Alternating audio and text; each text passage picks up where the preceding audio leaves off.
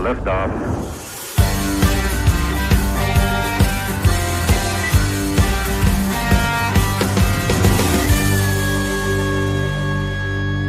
Shake it back! Does that feel good? Yeah. By God, it does feel good.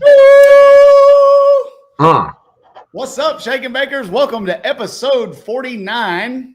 49. Oh, y'all are double whining it and double knuckling it. This was Spencer's, but it's mine now. Oh, man. Repo the man's life, then you repo his wine.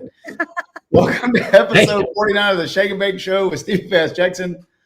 Lyle smoked his eyebrows off, Barnett, and Courtney most of the time hammered Enders. Purple teeth, slice I cake. completely copied your headline down there. When I saw that, I'm like, it's a pretty good idea. Put your business phone number on the I figure since our KTR phone number ends in 1776, it's good to have it on there because we're all about America.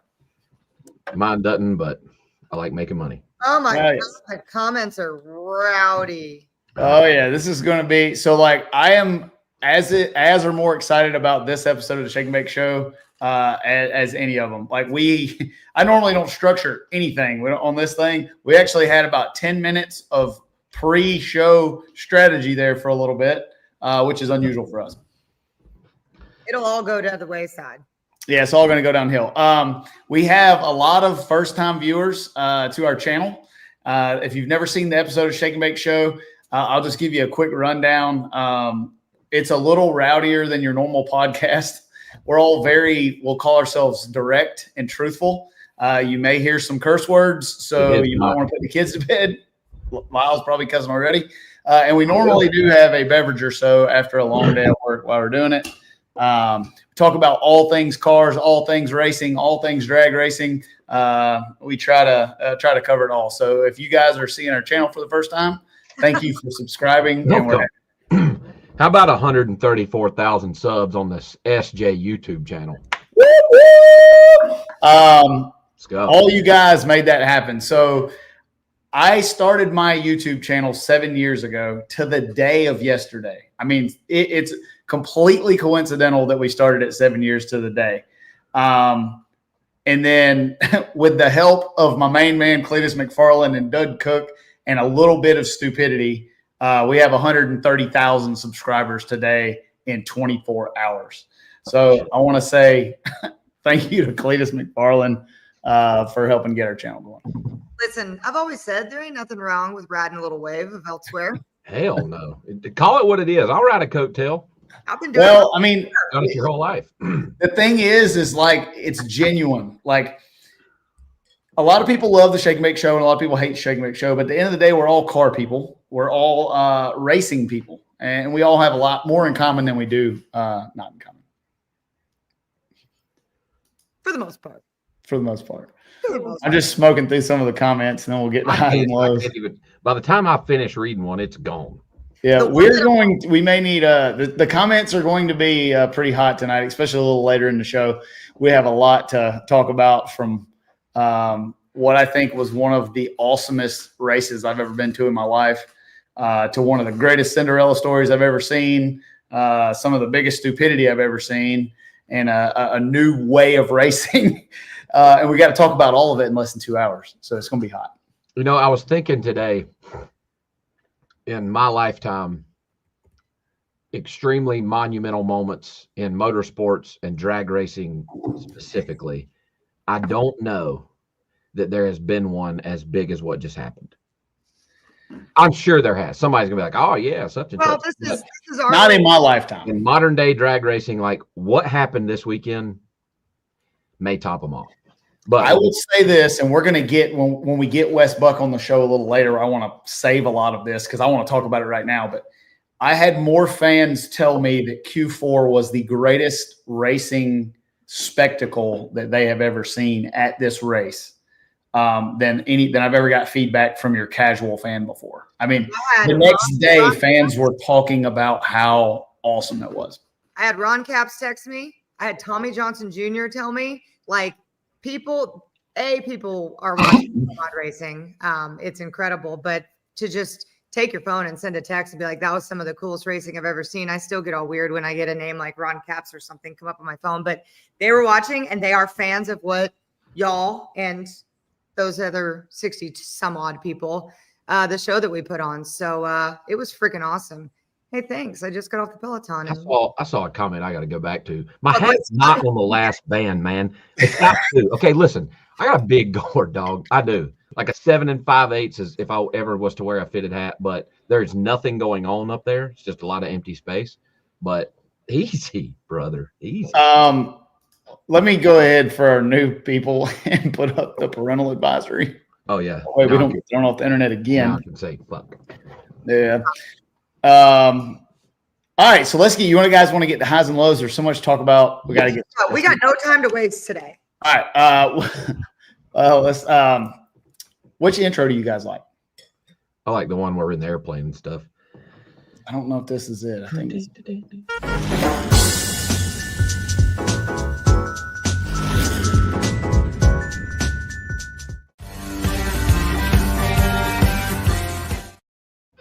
That one. That one. That's highs and lows. If you're new to the channel, we like to start the show off by talking about each high and each one of our lows this week. Mine are pretty predictable, so I'm going to go last.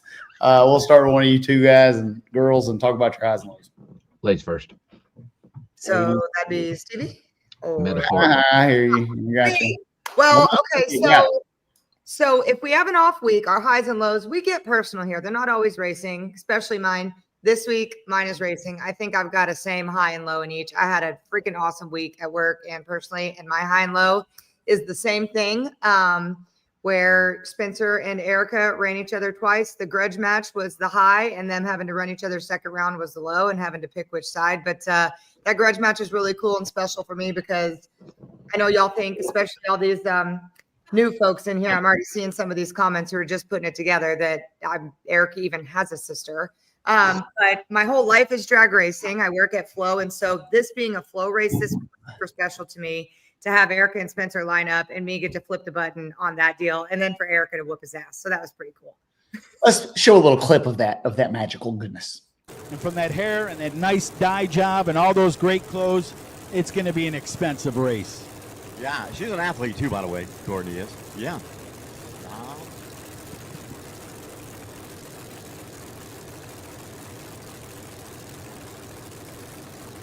Number 20 qualifier left side.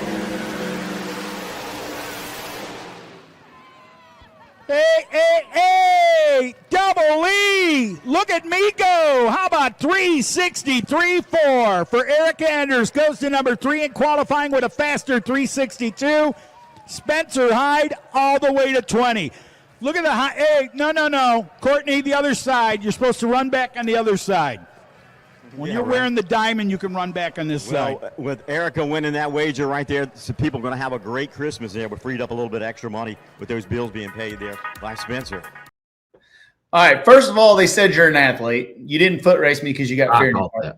We totally forgot about the foot race. We didn't forget. You ducked it. Number 2, what is up with the when you pull your sunglasses off? You were giving somebody the death stare. I've seen that. Nah, she was looking at the Jumbotron. I was trying to see who left because there was. I don't care about money. I care about the. Why? Let's talk more about the fact that you're getting old and you need specs. Well, that too, but I couldn't see who left, and a case of Camus wine was on the reaction time. So if it came to Spencer's house, which it did, that means I get to drink it more. So. Well, I've seen a couple comments. Kai will be on in like 20 minutes. We're not going to bring him on right away. He will be on in just a few minutes, though. Don't go nowhere. We're good too. Yeah, so that was really cool. And I saw a couple things on the internet about how people are so dumb, right? And now we have all kinds of racers on this show. People are so freaking stupid on the internet. They had said that I somehow raised my right arm and let the tower know that Erica needed to win. That starter wasn't even hooked up. Oh, so now the truth comes out. Yep. You were just acting like you started the race. Yeah, Randy doesn't let anybody do that. He's like, what if something fails, whatever? You wanted to kind of enjoy it. So, and I confirmed right before when they were pre-staged, I looked at him. I was like, I'm good, right? So for our new viewers, Courtney's sister just grudge raced Courtney's boyfriend, and we don't know who she was really wanting to win. I wanted Spencer to win Erica to win the grudge race and Spencer to win the actual round when they drew each other E2. But forget both of them. That was really cool for me to be able to do that and kind of have a little Courtney moment. So those are my highs and lows. All right, Lyle, what you got for your low? Go ahead. Go ahead.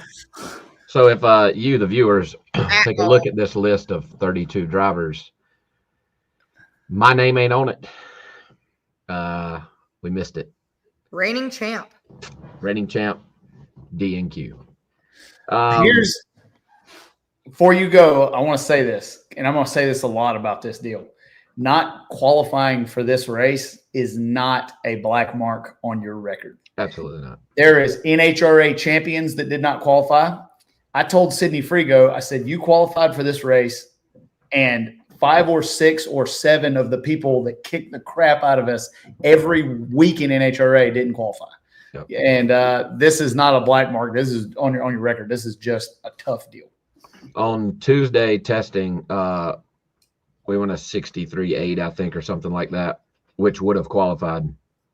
And we felt good for the rest of the week. As the week went on, progressively things got worse for us. We stayed for the Monday Nationals, tested on Monday, and now know, 1, what our problem was and is, and 2, how to fix it. So, obviously too late then, missed the show. And super disappointing, especially to come up from winning it. Well, technically this year, but from winning the Snowbirds last year to not qualifying this year was definitely a gut shot, but it's just part of it. It's part of it.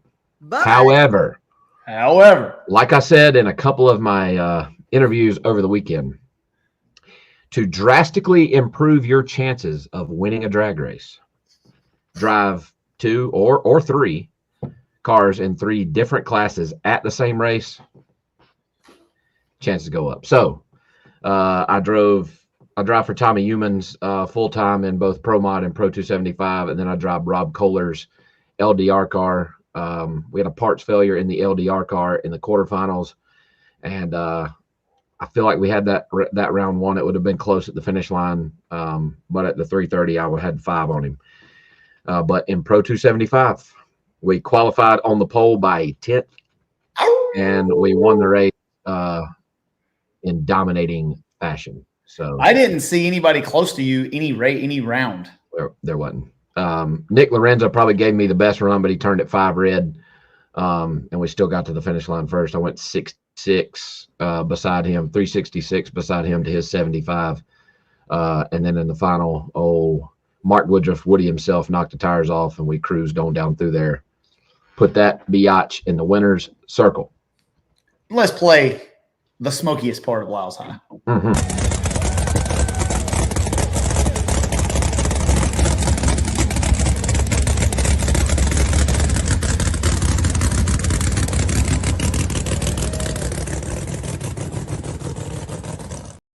Driving that thing back with Nash D.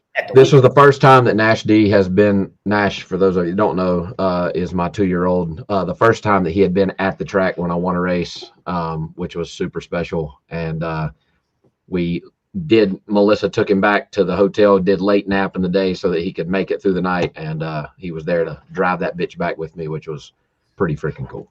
I needed a late nap in the day. Shit. Yeah. You're at nap all the time. I do not. I know that you go to the gym, go to the spa, get your nails done on the shake and bake day, go get some mimosas, have some lunch, take a nap, wake up, you're like, oh, it's 7:30, God's time. I gotta go get on the show Today. Yeah. No. Anyway, your highs and lows, Stevie. We know you. Let's talk about my lows first. Okay, so for some of you that don't know what transpired and how much I care about this sport and how much I want to win, I had a tire problem going into Q4. I had to put a new set of tires on my race car for Q4. In drag racing at this level, a new set of tires is a couple hundreds back from after they've been burned in. And this is not a race you can give up a couple of hundreds in the last round of qualifying. We went 365.7. We were 25th going into the session, and I didn't think it would hold. So in all of my glorious wisdom, I called Doug Cook and said, hey, will you call Cletus McFarland and see if he'll let me drag this thing over to the Freedom Factory and do a burnout on the burnout pad. Cletus says, hell yeah, brother, bring that thing over. So we drag it over there. they had their Christmas light fiesta going on, so I couldn't get to the burnout pad. But there was a strip of concrete over there to the right of the light tunnel. Cletus asked me to do the burnout in the light tunnel. I told him no because I thought the header exhaust would knock it down. If I had done that, he would have killed me. He would have strangled me because I know what that thing cost. Anyways, I did a burnout, backed up, did another one, lost control of the car on the uneven asphalt. The car pitched sideways, took out a Christmas tree, clipped the Crown Vic, and ripped the side of the car off. You killed Christmas. You killed Christmas. I killed Christmas.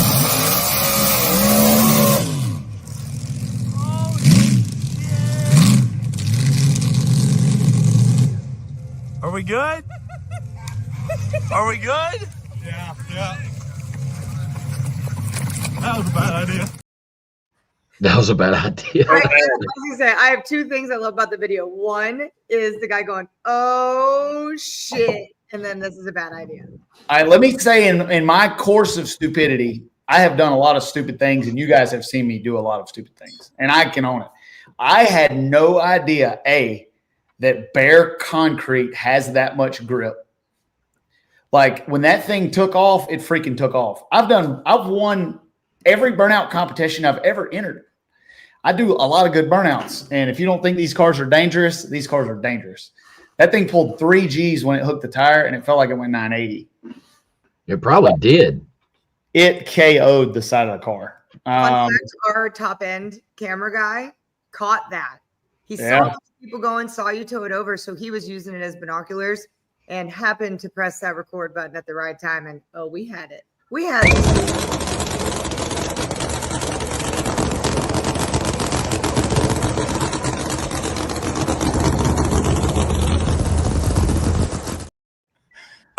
So the excitement and drama of this happened 45 minutes to an hour before Q4. I had a hole in my door, no quarter panel on the car. It knocked the header and the front end mount off of it. We had to fix this thing.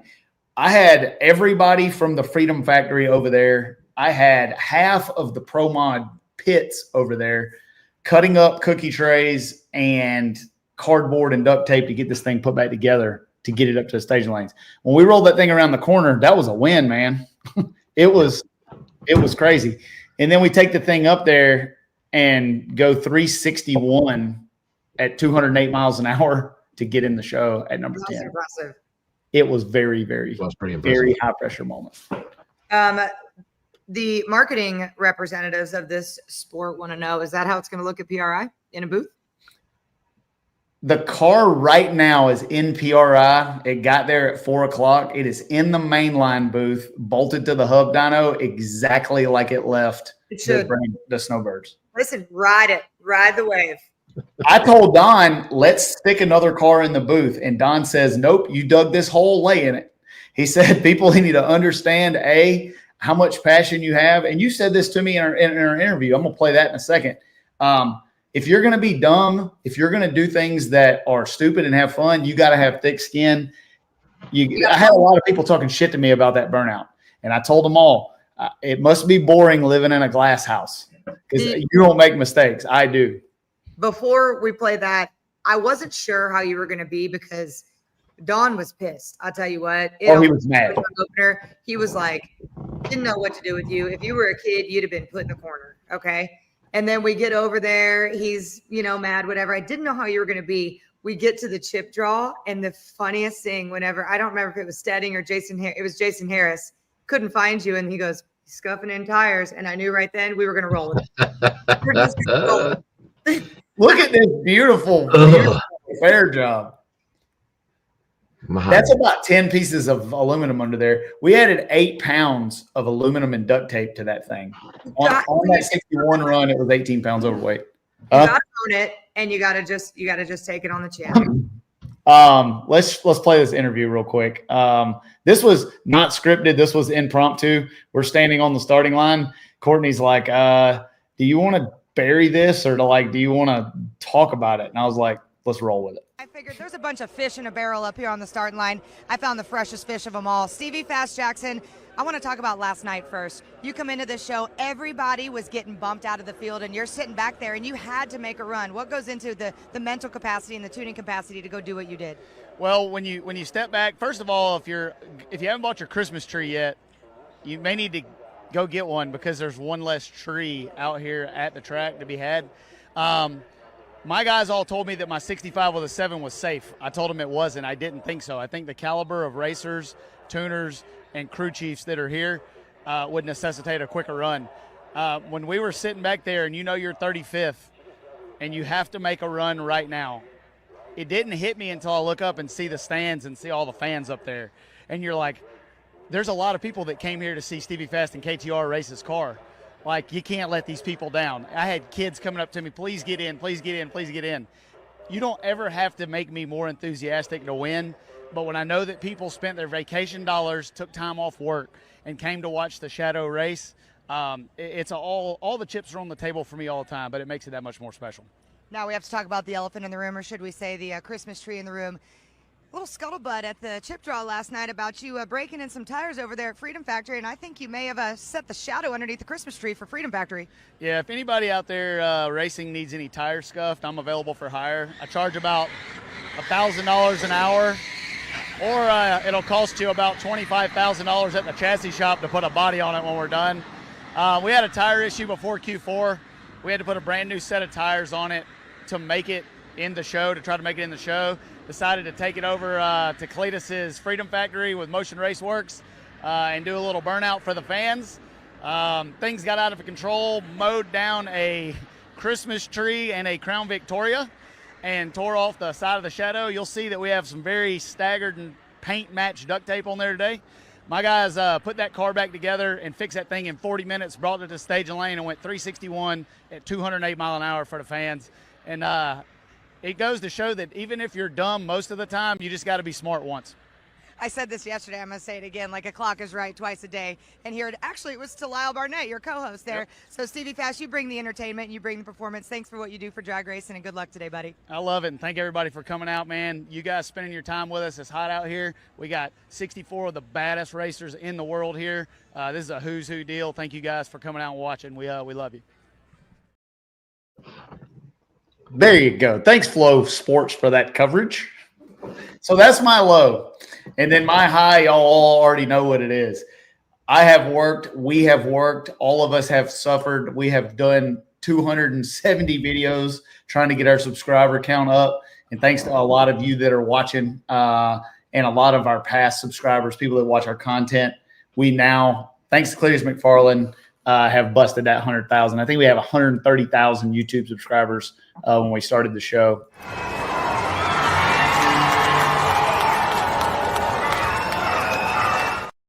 Gonna get that. Definitely. And we just hit 4,000 live viewers. So what up? Hey, we need to give away some stuff because we're behind.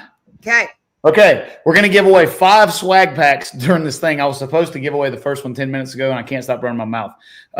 So we're going to give away, I think I got a graphic on that thing for this thing.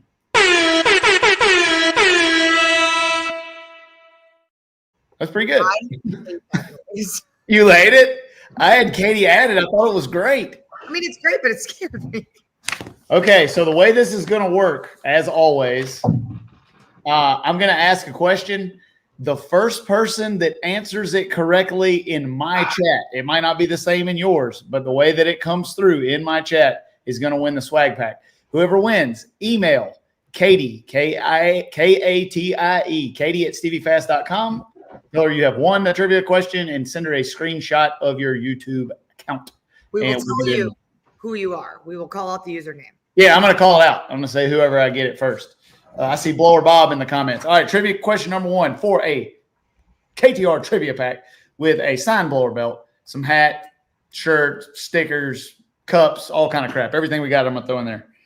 All right, man, I worked hard on this today. What was the first car Motion Raceworks helped Cleater with? Can you type the okay, yeah, I was going to say. What? You don't know? No, I'll put the next one in there. Bang, we got it. Who is it? Holy. No, that's not you. Hold on. Wait. I got to back up. There it is. Oh, I got to find the my. first one. It is Leroy, and I got to go up and find the first one that I got. Let's see. Good Lord, people. Oh, all right. So I got to. It's Mike. I don't think you got it. I got to go all the way up to the first one. The first one, I'll type the first one I see. Is it Pro FLX? That's what I see. That's what I see is the first. Yeah. Pro FLX got that. A lot of you got it. And we're going to have 4 more swag packs that we're going to give away throughout the rest of the show. Pro FLX, email katie@steviefast.com with a screenshot of your deal, and we'll get you a swag pack. It's coming your way. And you guys a lot of you got Leroy. And Motion Raceworks helped them with the fuel system on that. I don't know what they did to it. Did not know that. Did not know that. See, you come here to learn. That's what we do. Some of the other trivia questions are pretty good. I might let KYE Kelly answer the second one. It's going to be great. All right. So what else we got? Is he in the green room? Oh, yes. The man is there. Before he comes on, I want to give it. This is a Courtney Enders disclaimer. Stevie Fast and Lyle Barnett speak for themselves. I've scoured the internet. I have thought very hard about all of the shit that I've read. And if you don't think that what happened is good for drag racing as a whole, there's something wrong with you. And 2, if you don't think that we don't know that or do what's best for drag racing, you've never met any of us, and you've never had any kind of inkling of the passion that we have. All of us tuck our tails when necessary, but you have to remember that shows like this, shows like Street Outlaw, they're meant to talk shit. They're meant to create this deal. We talk about each other. We do this. We may be a little less relevant than people that are on the Discovery Channel to some people, but there are 2 massive worlds that are uniting here. And for all the people saying we're jumping on the bandwagon, this and that, you're damn right, because KYE Kelly came out and showed himself. And so if we wouldn't have had him on this show, we would have been an asshole. We have him on this show. We're jumping on the bandwagon, but we promised the winner of Snowbirds was going to be on this race, and the winner of Snowbirds is on this race, and this is for the better of drag racing. So now let's get to talking shit. Without any further ado, No Prep King superstar, the people's hero, Snowbirds Nationals champion, came in as an underdog, driving a steel body car, and kicked the shit out of 64 of the baddest pro mod racers on the planet. I want to bring in KYE Kelly. The man. What's up, brother? What's happening? Are you on a golf cart? Yeah, this is the golf cart I should have brought to that race, actually. That's my Mini Cooper. My Mini Cooper broke down like 8 times. Man, we really appreciate you taking time out. I know the whole media world is on your ass right now, and there was a lot of controversy about whether or not you should come on our show or not. We have talked shit about each other in the past. You have washed your car with a Stevie Fast t-shirt. I have dogged out all of your people. And I know that's controversial. I appreciate you coming on the show. I am proud of you. I told Phil Schuler after the 3rd round, there is no way they're stopping this man from winning this race. I'm proud of you. Appreciate that, man. Yeah, I like all the fun, man. It's fun what we did back in the day. The Cheeto eater and all that. I really don't eat Cheetos, but I mean, it is what it is. It's fun, you know. I live on Holmesville Road, not Sesame Street, but if you come over to Sesame Street, I'll show you how to do burnouts. Hey, I had after the Crown Victoria crash, I have a new level of respect for racing on the highway. I would not. I think I could have let go of the trans brake and pulled off. That thing had more grip than what I thought. Yeah, it's really hard to do a burnout on the street. Like sometimes I have to spray nitrous to do a burnout and leave on a trans brake. But then when you line up and try to take off, that grip's not there no more.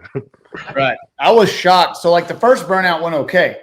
Second one, I guess the tires were heated up. I stood into it and it started to grab the tire. And I'm thinking, I got a 4,000 horsepower screwball. I'm just going to give it some throttle. Well, I did. I got that thing all the way up to 80 and 90% TPS, and it just took off. I was like, okay, we're wrecking. I mean, and you're wrecking right now. Uh-oh. Dun, dun, dun. He said no thanks. Well, looks like you should have gone and got his advice before, Stevie. Yeah, I should have got the burnout advice. There you go. Yeah. I don't know, man. I don't know how you made 4,000 horsepower. hooked like that. But I mean, I've never done that. I don't know. I think it's because the concrete was really rough or it was really broken up, but that summit took off. I actually downloaded it and named the folder Palm Tree Crash, and I'll show you the data. So for the folks that are watching the show that don't know who you are, the world knows who you are now, but so for some of our viewers that may not know who you are, before we get into the nuts and bolts of the deal, tell the folks a little bit who you are, where you come from, what hooked you on drag racing, how did you get where you're at now? My name's KYE Kelly. I guess I got well known from street racing, and then after street racing kind of took off, we started doing different avenues of racing. So went into no prep, and then we started doing some small tire no prep. I radio raced with you a little bit back in the day, and I don't know, I decided to go try pro mod racing, and we had a lot of fun, I guess you'd say. But yeah, I would say you had a lot of fun. Yeah, I live in Boca Chica, Mississippi, and it's like 300 people that live here, and not really from a big city or nothing. I like drag racing, and I come home and sell trailers and make money and go back drag racing. That's about what I do. Are you like a mega star at home of 300 people? I imagine it's like being the most well-known kid in high school. Believe it or not, this is the only place I can go that nobody bothers. Like nobody says nothing. Yeah, I think they all met me like 10 times already, so they ain't worried about it. They don't care anymore. No. Most of them probably chased you around their yard with a fucking hicker switch and shit back in the day. So they're all over probably that. So when you decided to come to this race, all right, you got a superstar tuner, you got good power, you got a good hot rod. Like, when did it sink in that you might could win the race? Like, was it before qualifying started, during qualifying, after E1, 2, or 3? I know there's normally a time when we're racing, like when we're doing good, where we think, okay, we might can do this. When did you think you could win the race? All through testing, I didn't think I could win. Q1 through 3, I didn't think I could win. And then when we was backed against the wall and I was in the staging lanes watching me fall further and further below the 32 spot, and then we come out there and ripped off a 62 pass and went to the number 2 qualifier, I started getting a good feeling then. I said, man, if we did that just out of being desperate, surely there's a couple more numbers in this thing. Yeah. You had said online too, you know, whether or not you thought you could win the race, somebody had screenshotted it and put it up there where you had challenged everybody to, you know, to leave on you and said that nobody would. And with the combination of you and Jeff Pierce, like I said in our top end interview, like, yeah, you humbly said you didn't think you'd get in the show here and there, but were those kind of just the little wins you thought you were going to go in there and gather? To be honest, when I made that post, I was aggravated. I had this dude that gave me the runaround for months, ended up flaking out like, you know, a lot of people do. And I was just aggravated. So I said, you know what? Jeff wants me to bring this car. I'm going to take my hot rod over there. And really all I got to bet on is the tree. So I was just trying to talk a little trash and stir up a little something and get some bets going. It aged very well. Yeah. Speaking of the tree.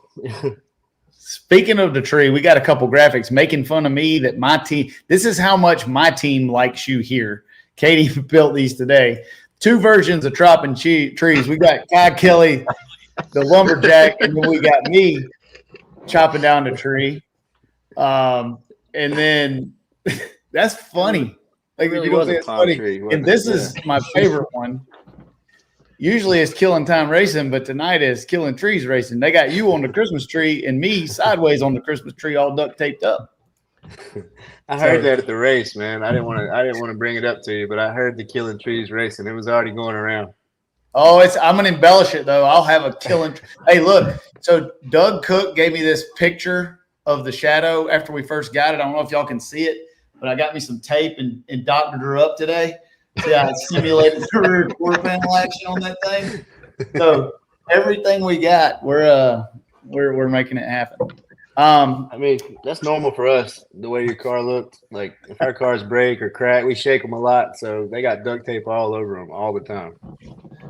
Before we get into question number 2, and then we start talking about some no prep versus pro mod stuff, what do you want to talk? Lyle was about to speak. Yeah, what somebody in the comments, Joe said, Lyle, you have to ask Kyle the question, and he will get asked the question later in the show. But I want to talk a little bit about the cars you've been known for. Obviously the Shocker early on, your beloved black third gen, always a nitrous dude. You bring out the Buick Jangalang as your first screw blown combination. I'm not going to say I was disappointed, but I was kind of like, man, Kai's a third gen dude. Bring the mullet back. Like, let's fucking do this. So I want to talk a little bit about the cars. The Jangalang deal, was that just you wanted to try something different? Was there an opportunity? You had somebody help you out and they had a car? Like, what was the reason behind straying from third gen and doing the Buick deal? So the Buick was trying to get some more wheelbase because the third gens are short and they're pretty fun to drive. Funny you brought it up. Like my beloved third gen, it actually hit a bunch of palm trees too. That's why it's no longer with us. Yeah, I wasn't driving it, but yeah, it flipped like 9 times and hit a palm tree. That's right. So I remember that. Yeah, so we rebuilt that, and now I got it on small tires, and I still got the Buick. I really want to put it on radial tires, probably 275s though.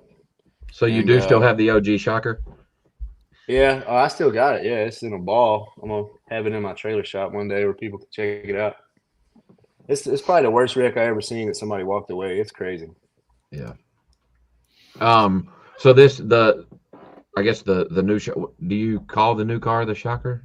The new car that I brought to the Pro Mod race, yeah, we call it Can't Get Right, because when we brought it out, I got my teeth kicked in the whole half of the season because we couldn't make the car work. And so we finally figured it out. That is not age well.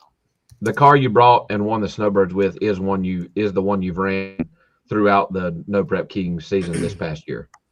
Yeah. Yep. Okay. I wasn't sure if that was the same one or not.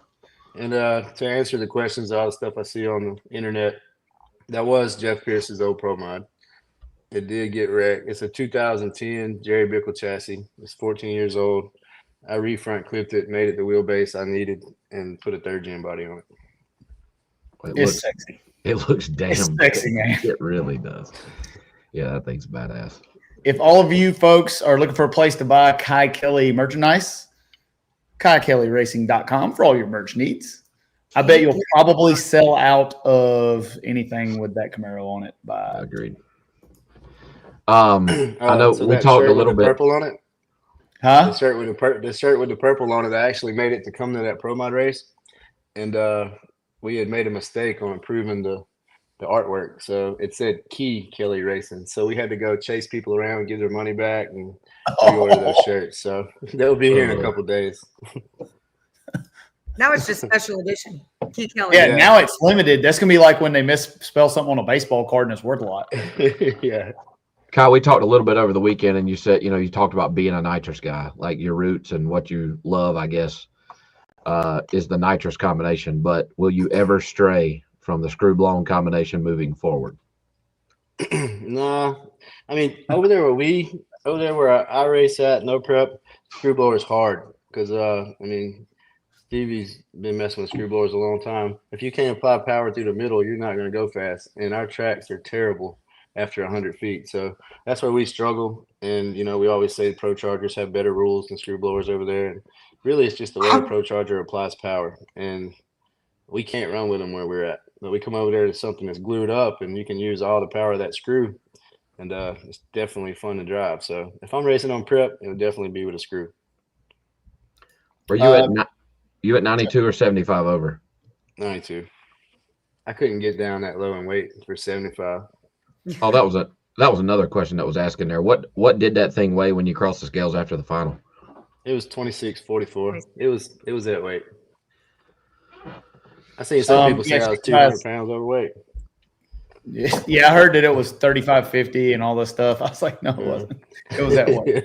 Yeah. Stevie Fast merch at KillDimeRacing.net. Lyle merch at LyleBarnettRacing.com. LyleBarnettRacing.com. All right. Speaking of merch, my next trivia question swag pack is a KYE KELLEY question. Ooh. It's going to be good. He'll immediately know the answer.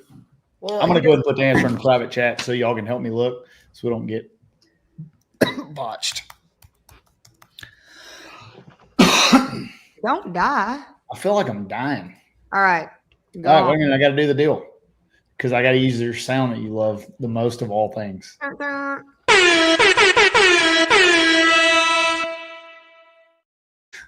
right, for the first person to get this in the chat, let me get to the bottom of the chat.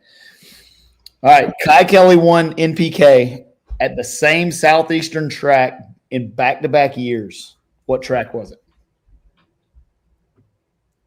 This is gonna be—it's hard to spot because it goes boom. No, everybody comes in at the same damn time. I'm not gonna click on nothing until I see it. Boom. I Yeah. see one. You got it? Is it Pratt? Holy Pratt. shit. Yep. All right, the hard thing's for me to get back to it. Yep. That's something or other. It was Virginia. Yep. Pratt D. Virginia Motorsports Park is the answer. I got to find that comment. Oh, there we go. I got it. All right. Pratt D, email Katie@steviefast.com. Send her a screenshot of your channel and get you a swag pack. So I know that it's hard to race everywhere we race. Is it as hard to race in NPK as it is to win anywhere else?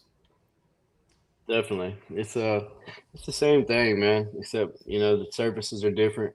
I know y'all used to this with NHRA, but we stay tired, man. We leave one track, drive our own toter homes to the next track, rebuild motors in parking lots. And it's just it's a lot of work. Like, it's not easy. Everybody knows in drag racing at that level, it's not easy. We got the same motors y'all got. We got the same horsepower. We're just detuning them some to try to get down no prep surface. So same rod changes, same everything. I've heard you say this a couple times this week, like, that you don't do this on a crazy high level. Like, you're not getting paid $1 gazillion to come out here, but people have the misconception because if you're on TV or if you're a well-known guy or if you have 1 million followers here, but for those shake and bake listeners and not NPK, fans around here, like, let them know your role in the team. I know I seen you over there packing up on Monday and stuff, and people think you're just a star that comes in, drives this thing and leaves. Like, that's horseshit. Yeah, I mean, I definitely don't fly in and fly out. I got a 20-year-old and a 24-year-old that works for me. I don't want to talk bad about them because they really, they're there for me. No matter what I need, I could ask them to come take out the trash because my foot's hurting, and they'll come over here. They won't be happy, but they'll come help me, And but I rebuild my own motors because they're still learning. Anything important, like, I'm there with them. I do it. They help me load, unload the cars, keep the trailer stocked. They're a big help. Without them, I couldn't do it because that's kind of why I had to hire them, because it was just getting overwhelming. I was doing everything by myself for 5 or 6 years, and I got to where I just wasn't having time to sleep. Couldn't see my kids, couldn't do nothing. So, and they actually done flawless this weekend. Normally they'll leave a valve cover loose or something to try to kill me, and this weekend they didn't do anything wrong. So I was very proud of them. Before you came on, Kyle, I was a member of the Monday Nationals testing club after our poor performance in Pro Mod, and which we didn't do very good. Well, we found a problem, but anyway, I look over at Kai's pit, and I'm like, who's on top of the merch trailer? And I walked a little closer, and it was Kai on top of his merch trailer, breaking shit down. Like, and I think because my mom come in there and told me to get my ass out of bed and get the merch trailer broke down so I could leave.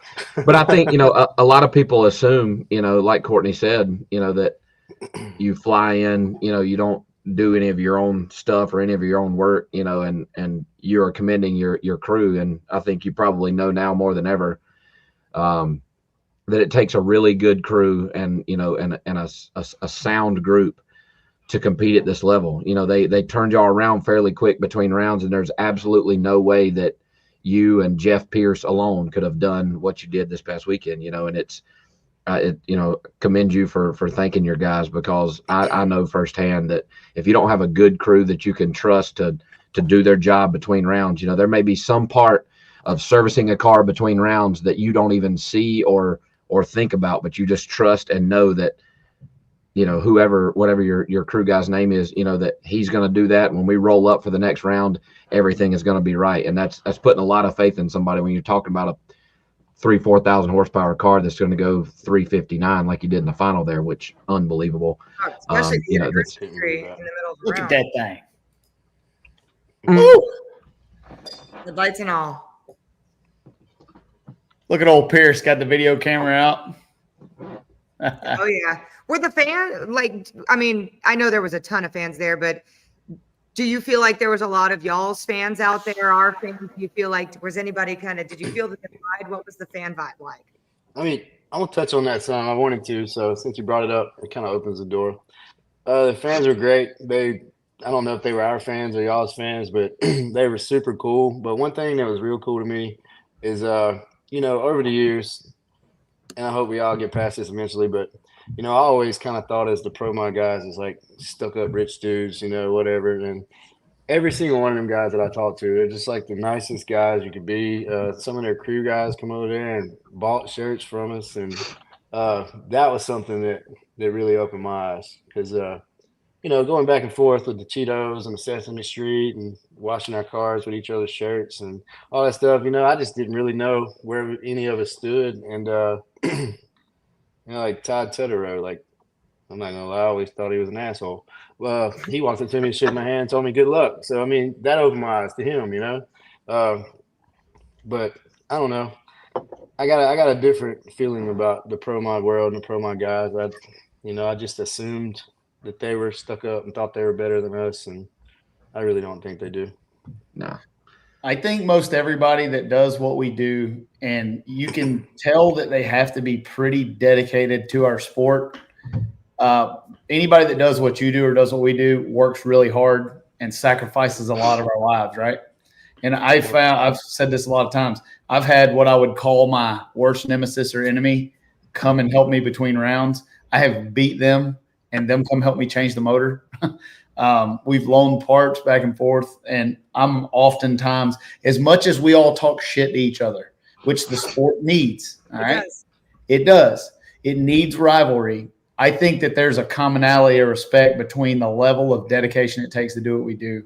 I've said this a whole bunch of times. I'm going to say something in a minute. It's going to get my ass blowed out. But I think most of the time everybody thinks I'm an asshole until you meet me. And then once you realize that I'm playing a character most of the time and I'm trying to do what I can to get eyeballs in our sport, that you end up finding out I'm a nicer guy than what you think. I have been the leader of bashing the no prep cars for a long time.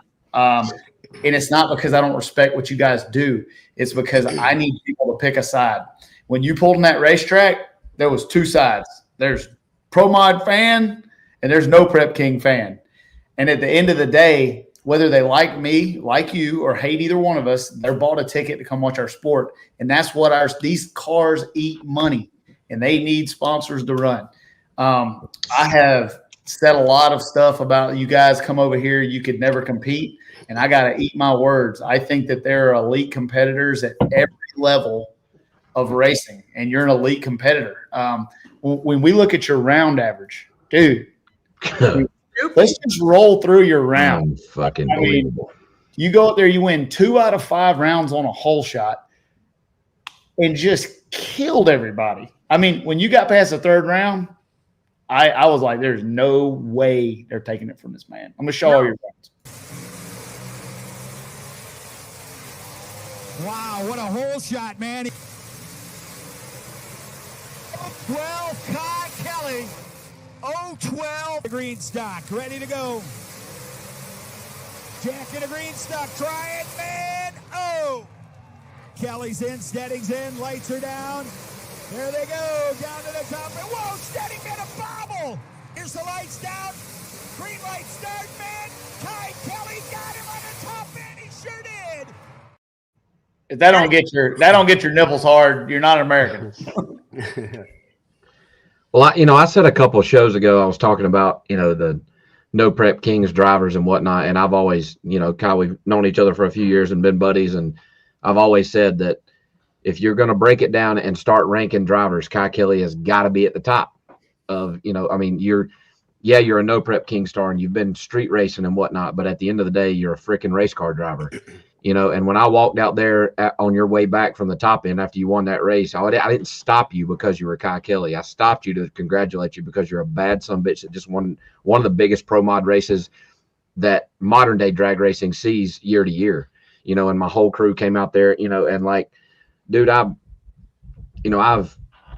been known to be one of the better leavers, and people know that and whatnot. But like this weekend, man, what you did throughout race day, and that it takes a lot. You got to stage the car right. Like that thing doesn't run 59 if you stuff it in 5 or 6 inches deep, right? Like you're 12 on the tree in the final, and that thing is trickled the fuck in there, and like I've seen a lot of good driving jobs, dude. Spencer Hyde put one on 2 years ago at the World Series of Pro Mod, was an alternate, got in the 32 spot, blasted through the field, drove really good all day. But I'm going to be honest, man, what you did on Sunday, I don't know that we've seen anything quite like it in a long time, man. It was unbelievable to watch. I was in the late rounds, I was like, man, he's did good, but ain't no way that fucking short little third gen's going to do it. And by God, you and Jeff Pierce, man, just unbelievable. I couldn't believe it. And you've forever solidified your name in the history books as a bad sumbitch. And it was unbelievable to watch. It was pretty freaking cool. And it was it took me all the way till I got about halfway home to really accept what happened. That was just magical, man. It's crazy. I went over there with no ambition or anything of even trying to win the Pro Mod race. I just wanted to qualify. I went to lights out a couple times, and I've done it. I've qualified, and that's all I went to do. Got beat first round, loaded my stuff up, went home. I was good with it, and that's what I was planning on doing here.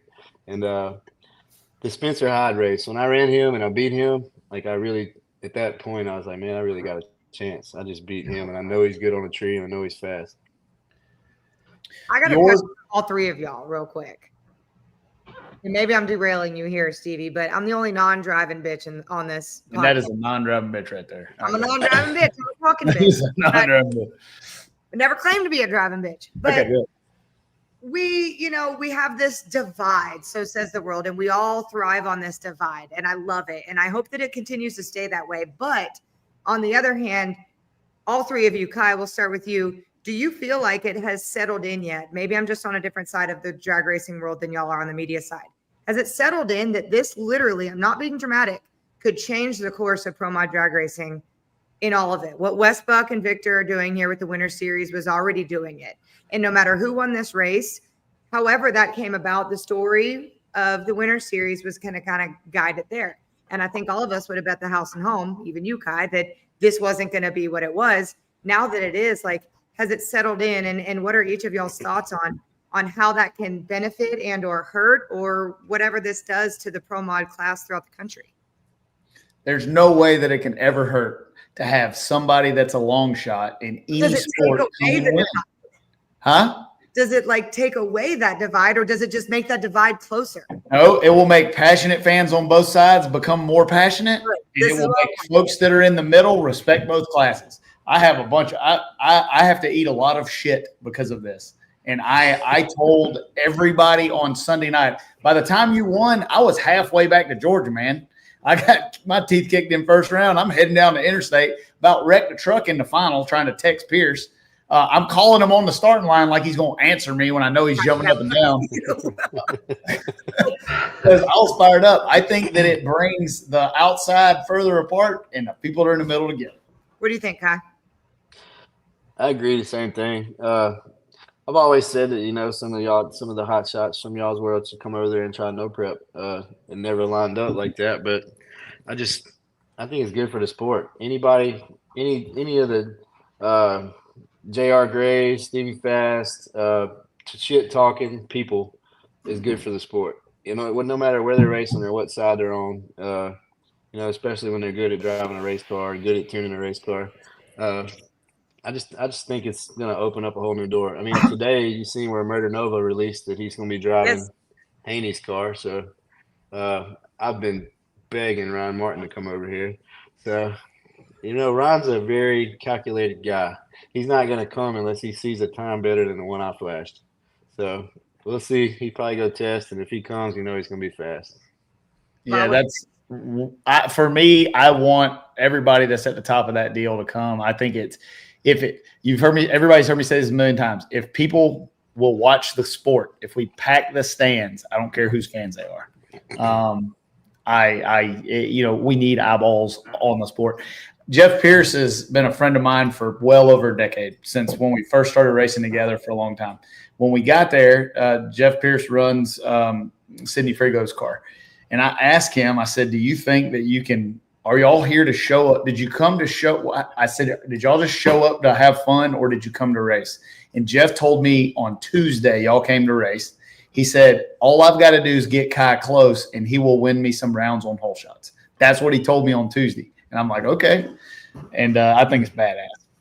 Yeah, he practically begged me to come. I was like, man, I am not bringing my car over there and get my teeth kicked in and let the internet dog me for months. And, they can't dog you worse than they're dogging me about running into a Christmas tree. It can't get worse than that. It can't get worse. I mean, you know, Barker had that record for a long time, and you topped it. Hey, Jeffrey told me on the starting line, he said, you had to one-up me, didn't you?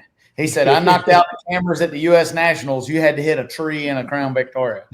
You got to get a drag illustrated plaque done like he's got. When we get Wes Buck on the show in a little bit, I'm going to have him see if I can get that. I want to bring Wes on while you're still on. I want to show your top-end interview. This is badass. This is badass. If I can find it. I'm technically challenged. This is what it is all about. We are down here at the top end with the Snowbird Outlaw Nationals champion, Kai Kelly. Kai, first off, let's talk about that run. Steel body car here, running a 59 in the final round. Jeff Pierce is a bad man behind that, but you were a bad man behind the wheel. Yeah, man, I owe it all to him. I wouldn't even be here if it wasn't for him. He talked me into coming here. I told him I was going to get my teeth kicked in. He said, no, we're not, man, buddy. You know how he does, buddy. Trust me. And I said, man, will it go in the 50s? He said, it'll go in the 50s, but I know it'll go at 62. And we went like 47 62s out here, and I thought that was it. You know, I told him earlier, this is all I got. And I didn't even see the scoreboards that time. I probably would have wrecked my car if I'd have seen that. So this is like unbelievable.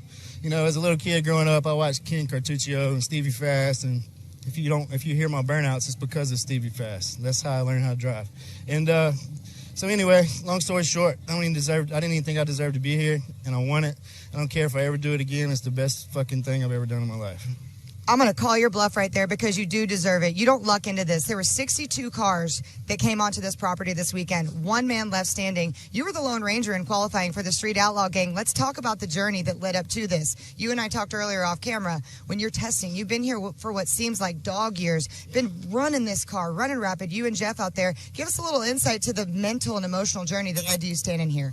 I mean, you know, I'm really close to my kids, so I've been gone since Sunday. They're calling me every day, you know, so that's hard to be away from your family. But, you know, it turns out it was worth it. My little girls was watching them pass, so I can't wait to call them. It's going to be badass. I have to do it, guys. The internet loves/hates you. We've got to do this. You came to an Outlaw Pro Mod race here. Listen, everybody was either loving you or talking shit. And here you are with the last one. What does that mean? And I mean, I hate to be cliche with it, but it is one hell of a statement for you to be the one standing here holding that eagle. Yeah, no, man. And that just means I'll be back. I mean, and I probably won't race that car on the street no more. It's a pro mod now. Kai Kelly, it is my honor to crown you the champion of the first race of the Winter Series. You going to be back for all three of them? Yeah, sure will. I'm going to take this money I won and come to the next one. Perfect. Kai Kelly, congratulations. Internet, go wild with this. You're Snowbird Outlaw champion. Whoop, whoop. This is cool. That was really cool. I got to be like, sometimes I got to take myself out of it. Kai, that was a cool moment for me too, to be able to do that because I just knew what this was going to do to this world. Holy shit. The most disappointing thing ever is Stevie quit doing the throttle wops at the end of the burnout. Oh. So I still do it sometimes, but obviously you hadn't seen me do a burnout lately. I might need some help. Like, throttle, we'd still have a quarter panel. It's bad. You might try to break wop then. I'm gonna bring him back. I gotta bring him back. Phil's always bitching at me about tearing the belt up and stuff, and I don't care. Yeah, and they said that's how I was breaking belts, and I whopped the thing every time I did a burnout there, and I think we had 15 passes on that belt, so that don't break them. So it's not that. Mm-mm. All right. Let's see. I got a video too. Oh, if you are not subscribed to Kai's YouTube channel, Kai Kelly Racing on YouTube, got a smoking good content on there. I want to bring on Wes, but we got to do a trivia question first, and then I want to bring on Wes. I want to get Wes and Kyle in here together because we got some super smoky topics to talk about. All right. This is easy and also complicated. I'm not even gonna put this in private chat because y'all know it. Let's see. Oh, I know which one this is. You know this one. All right, for Kate. Every time. Because I love the horn because you hate it. God dang it. Courtney said before the thing, don't play that damn horn. All right, trivia question number 3, posted in the comments. This is pretty simple. Other than me and Lyle, who was the very first guest on the Shake and Bake show? Well, you just preempted it with that. It could have been trickier if you worded it better. Oh, no, we don't have it yet. We got one. Oh, yep. There it is. Y'all forget I wasn't supposed to be a part of this shit show. I was just Courtney's dumbass. We brought Courtney's dumbass on for episode 2, and she took over the whole show and never gave it back. You have to have a chick on a fucking sports show, dumbasses. Kyle, Lyle, will you get on Courtney like you always do? I've about had enough of your shit already. Fuck off. Fucking back in Canada, act like we can't cross the border and whip your ass. You keep talking that shit. I need a cue button for that. Every time I need you to dog her out, I need to hit that button. I had come up to me this weekend. They were like, "Does Lyle hate you?" I'm like, "He really does." Katie says on all days that end in Y. Let me look and make sure that that's correct. Junior. I think that was the first one that I saw. So there was a question up. Yeah, I didn't see. I want to go back up to the top and look at it, make sure I don't have the wrong folks. The Street Outlaws NPK Spoilers asks, what do Stevie, Lyle, and Courtney think the NPK drivers and fans brought, and I'm assuming or are bringing to the Winter Series? Okay, yes, that is. Any times and all times that there are new eyes on a different, I guess, genre would be of our sport, it's good. It's all good. KYE Kelleys is probably single-handedly responsible for probably hundreds of thousands of new eyes on a different part of the sport that they may not have knew even existed. I think that's one thing that, because I've raced at several NPK events running small tire. Kai told me this weekend, which I did not know, that he's won arguably as much money as any off of one car as anybody else betting on beer money, whether it's on Facebook or online or at an NPK event, which I thought was cool. Just bring my little shit box out there and run. But in general, I feel like most of the NPK fans that come to an NPK event are only there because they've seen it on the Discovery Channel and they may not have watched it anywhere else. And the fact that Kai brought, and I would feel confident in saying hundreds of thousands of eyes to the Winter Series and what Westbuck and Victor Alvarez and the Drag Illustrated crew have done. It's nothing but good. Anyway, there's no way to look at it and think that any of that is bad. And Kai he's probably done more than most of us realize for moving forward for what the Winter Series is going to mean. And I got to say on the flow front, right? Like I got to put my flow hat on here. We dug through this. It was a very successful race on the flow front. Before, we've got a couple of y'all, when I say y'all, Street Outlaw guys that were in here, but the race was already having more momentum to it than the Snowbirds ever had. We've had Snowbirds for a long time. This is the first race, and gosh dang it, Michael Rigsby, I hope I don't get in trouble for saying this. This is the first race since I've been at Flow for 3 years that the final round, KYE Kelleys, this is you, that the final round was our highest concurrent viewership.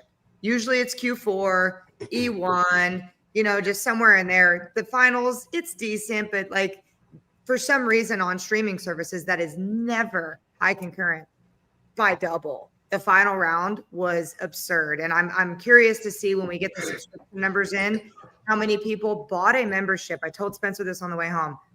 Who bought a membership Sunday afternoon? That's a fucking statement right there, because we're seeing them Tuesday, we're seeing them Wednesday, we're seeing them Thursday because we're hyping it up. But once the race is going, we're just in race mode. Sunday afternoon, and y'all can say we're nut hugging, we're swinging, we're whatever. We're telling the story of this race. KYE Kelleys and that Street Outlaw fan base was the one who tuned in on Sunday afternoon and made that happen, because that's usually not what it is. And that's cool for the sport. That's cool for Flow Racing. Those are Discovery Channel people that come in. And so everybody leading up to this week saying that, we're just changing our tune, this and that. We're not changing our tune. Stevie Fast is going to still talk about Bert and Ernie, and he's still going to have Cheeto dust on his fingers, and KYE Kelly's still going to say what he says. But the respect level is, and you can't deny it, that we are turning a corner in drag racing. And if what Wes Buck says that he wants to happen is going to happen with Pro Mod, this had to happen. And I think all of the Outlaw Pro Mod people who were like, shit, KYE Kelly cannot win this race, right? Like, that's so bad for the Outlaw Pro Mod world, right? The best thing ever. It's bad in some sense, no matter how, if you look at it in that sense of like versus, but the only way that we're going to come to the top and beat or even match what else is going on in drag racing is the merge of this. And maybe we all didn't want it. Maybe we all didn't know it was going to happen, but it's happening and it feels good. And I'm here for it. So I'm off my soapbox. Get off your soapbox. Shut up. Jeff Biffo Jr., you show to be the first one in my chat that had that. Send a email to katie@steviefast.com. Before we bring Wes on, Kai, kind of going off on a tangent here. Oh, yeah. The No Limit drag racing game. You have the Shocker is on there. I met the guy I guess the CEO, CFO, whatever, the guy that originated that game and whatnot. How long has the Shocker been on that game? Do you know? Probably a year and a half, 2 years. And do you have any idea how many times it's been bought or anything like that at all? Man, I get $3 every time somebody buys my car, and not now, but for the first 6 months, I was getting like $40,000 and $50,000 checks. It's been bought a lot. So I told you guys no. What an idiot. I met the guy this weekend, and that game in the top 10, I think it may be 8th or something like that for mobile downloaded racing games. 20 million downloads of that game. Yeah. 20 million downloads of that game. And I made sure it was okay to announce, but beer money will be available on No Limit Drag Racing very soon. I am super excited about that. Whenever we built that car on Horsepower Wars back in 2018, had to win the show to get the car. We won the show. I brought it home. It really didn't fit much. No prep was becoming a thing. I put it on small tires, and for several years, especially in the North and South Carolina, the Southeast region, it was a pretty dominant force on front side no prep stuff. I haven't done much street or street side type racing with it at all. The times that I have dabbled in that, I've got my teeth absolutely kicked down my throat. Yeah. But it kind of made its own name. It's a total hunk of shit. But Don't be talking about anything like that. It is. It knows it. It's right out here in my shop. But I love that thing. There's a hole in your cup. I think I won $120,000 with that thing over the course of 2 years. KYE Kelly made at least his mortgage payment off of it a couple times. But beer money will be available on No Limit. It's coming very soon. If you have not downloaded the game, you should. And buy KYE Kelly's car, buy beer money. Hey, Spencer, the World Series of Pro Mod winners' cars are on there too. Derek Ward, Spencer's on there as well. Yep. So I am super excited about that. Here in the last little bit. Paul's a great dude. In fact, I think in his opening kind of pitch to me, he talked about Kai's car being on there, and now he wanted beer money on and wanted to know if I was okay with it. And I'm like, dude, are you fucking kidding? Yes, dude. Yeah, that game does something for us too. It gets kids involved and gets familiar with the cars that's racing now. Yeah, and bringing youngins into the sport. Whatever we got to do to get some new young eyeballs in is good. Speaking of eyeballs, I want to bring on the man who put this whole insane, crazy winter series together and ruined my life. Wes Buck. What's up, guys? There he is. Up? How you doing? That's swinging and ducking, baby. Swinging and ducking. I bet you've been getting killed like me this last couple of days. Yeah, man. It's my voice is screwed up because I scream so much at y'all on the starting line. But I'll do my level best here. But no, and hey, huge shout out, Paul Dunlop. I've known Paul for This is funny. In 2017, we did the first ever Drag Illustrated World Series of Pro Mod in Denver, Colorado. Stevie was there. And back at that time, things were different for me. I was begging people to come. Like I tell people all the time, unless you've been standing at the base of the staging lanes with 11 cars in the staging lanes, that's all that we had with $100,000 purse to pay. I almost never put on another race after that. My heart was broken and I didn't think I was ever going to come back from that. And anyways, I Facebook messaged Zach Smith, who's the original developer of No Limit Drag Racing. And I didn't know this guy from Adam. And I sent him a text or a message on Facebook. And I said, hey, man, my kids play this game. I play this game. How can we get you involved with the deal? And he's like, what do you need from me? And I said, dude, will you sponsor this deal? I'm fucking broke. I need some help. And he goes, well, how much? And I said, would you give me 10 grand? And he PayPal'd it to me in about 5 minutes. Okay. And anyways, Zach and I became friends over the course of time. And Paul Dunlop has become one of my kind of confidants. I talk to this guy all the time. And we're working on deals. I mean, I was so proud. I wrote Spencer Hyde a check. It was cool for me to not only pay him $100,000 to win the World Series of Pro Mod back in March of 2023, but write him a check for his revenue share of the downloads of his car on No Limit Drag Racing. And we're working on some cool stuff with Paul, and we're going to continue to grow. I'm doing everything I can to get Bradenton in that game. Like I told him at the track Saturday night, I'm like, dude, if that game in the next update doesn't have BMP in it, like it has to. Like that's the honky tonk, right? That's the spot that we've got to have in that game. So anyways, huge shout out to all those guys, good friends. And it's, to me, my son is 16.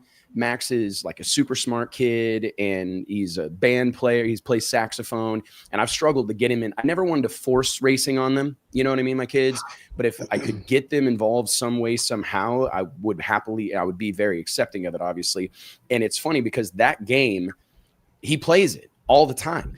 And now I'm having conversations about 60-foot times with my 16-year-old son that I otherwise never would have had because of that game. I wrote a story in Drag Illustrated like 15 years ago, and it was the 10 things the NHRA needs to do. And at the top of the list was a badass video game.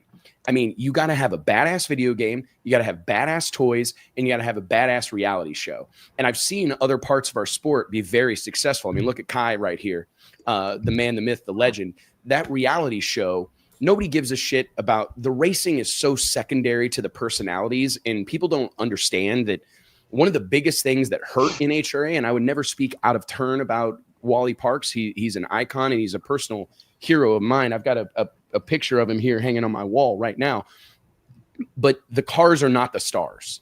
The drivers are the stars. And there was this moment in time in the 60s and 70s where drag racing kind of took a turn toward, we're going to be all about the cars and it's 3,000 horsepower, blah, blah, blah, bullshit, whatever. And NASCAR took the other direction and made it about a bunch of moonshiners and badasses and do-it-yourselfers and hillbilly drivers. And look what happened, right? The sport's about the men and women behind the wheel of these cars, standing behind them on the starting line. They're what make our sport special. They're what make this deal different. So anyways, for me, it's like using these tools to get more people involved in our sport, especially young people. And I want to give Kai some credit. I called him, or we were texting yesterday morning when I was boarding my flight. The coolest thing that nobody's talking about, Jeff Pierce is a badass. I used to check air in my tires and my dad's tires alongside Jeff Pierce when we were punk ass kids, 15, 16, 17 years old, in the staging lanes of Ozark International Raceway in Rogersville, Missouri. I've known him for over 20 years. And our dads raced together, raced against each other. And the coolest part about this whole thing, Jeff's a stud, Kai's a stud. I mean, you guys talked, I've been watching for the last couple hours or whatever, but like Kai, he proved his point. He's got nothing. He can quit. Right. I mean, the guy's a driver of all drivers. I was so impressed with him because that's a big, big stage to be on. I mean, he's super famous, been on Discovery Channel, done all these things, but it's a whole different world having Spencer Hyde in the other lane, having Stevie Jackson in the other lane. I mean, it's a whole different world. And to see him rise to the occasion, I couldn't be more proud of him.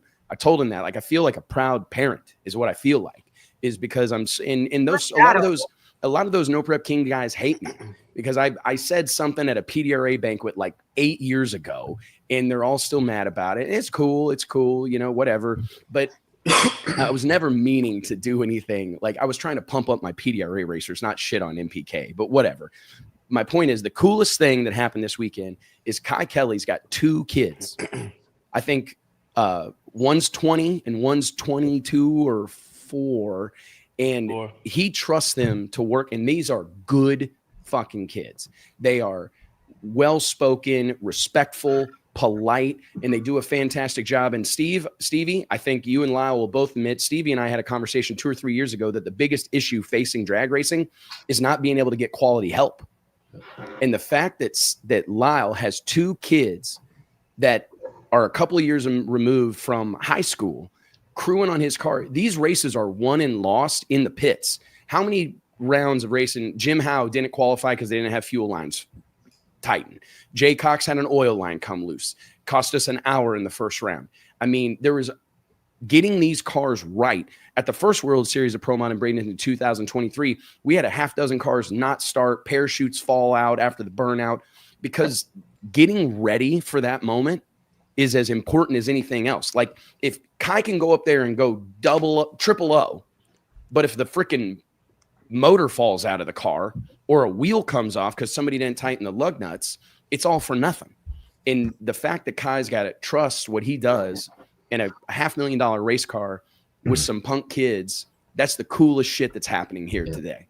Well, I talked about that early in the show was, when you, as a driver, when you roll through the water box anywhere, but in particular on the biggest stage that pro modified drag racing has to offer right now, and you're fixing to crack that thing to the wood and rip loose of the trans brake, you have to have 100% confidence that when it left the pit, everything is perfect, right? Because 100%. As a driver, when you get up there, and this is from Phil Schuler, all you can do is fuck up, right? He tells me that all the time. I'm like, That's Phil, all- we want to do good. He's like, as a driver, we cannot make it any better, right? Like, it's only as good as it's going to be, and all we can do is fuck it up unless somebody in the pit didn't do their job. And he's got 2 really young dudes, that are still kind of learning the trade, right? And he commended them before you came on, Wes, about how good they did. He's, normally they are not normally, but sometimes they'll leave a valve cover loose, or, and every single round he went to the starting line with a car that was ready to perform the task. That's my favorite thing of this whole deal. And somebody asked, lipo life? No, I don't breathe. I run my mouth. That's what my he job don't breathe is. at all. I don't And while breathe. he's taking a breath, I had a question for KYE. KYE, we kind of know this, but explain to our viewers kind of how this works. This was a new deal with this winter series, an invite only. Wes Buck and Victor got involved. Did Wes reach out to you? Did you reach out to Wes? How did you even become involved in this deal? So I reached out last to year, last winter series, he had invited me because I was an MPK. I won the MPK championship, and I don't really want to speak on it, but I couldn't come. And so this year, I reached out to him and asked him if I still had the invite, and he told me to come on. Why? Why'd you want to come? Because I wanted to come race with the badasses and see where I stacked. That's what I was getting at. Well, you outstacked us former badasses. Nah, all these guys, Magnus around. if you guys will give me, I know they're going to bust my balls for like talking or taking over, but there are some things I'd like to say real quick.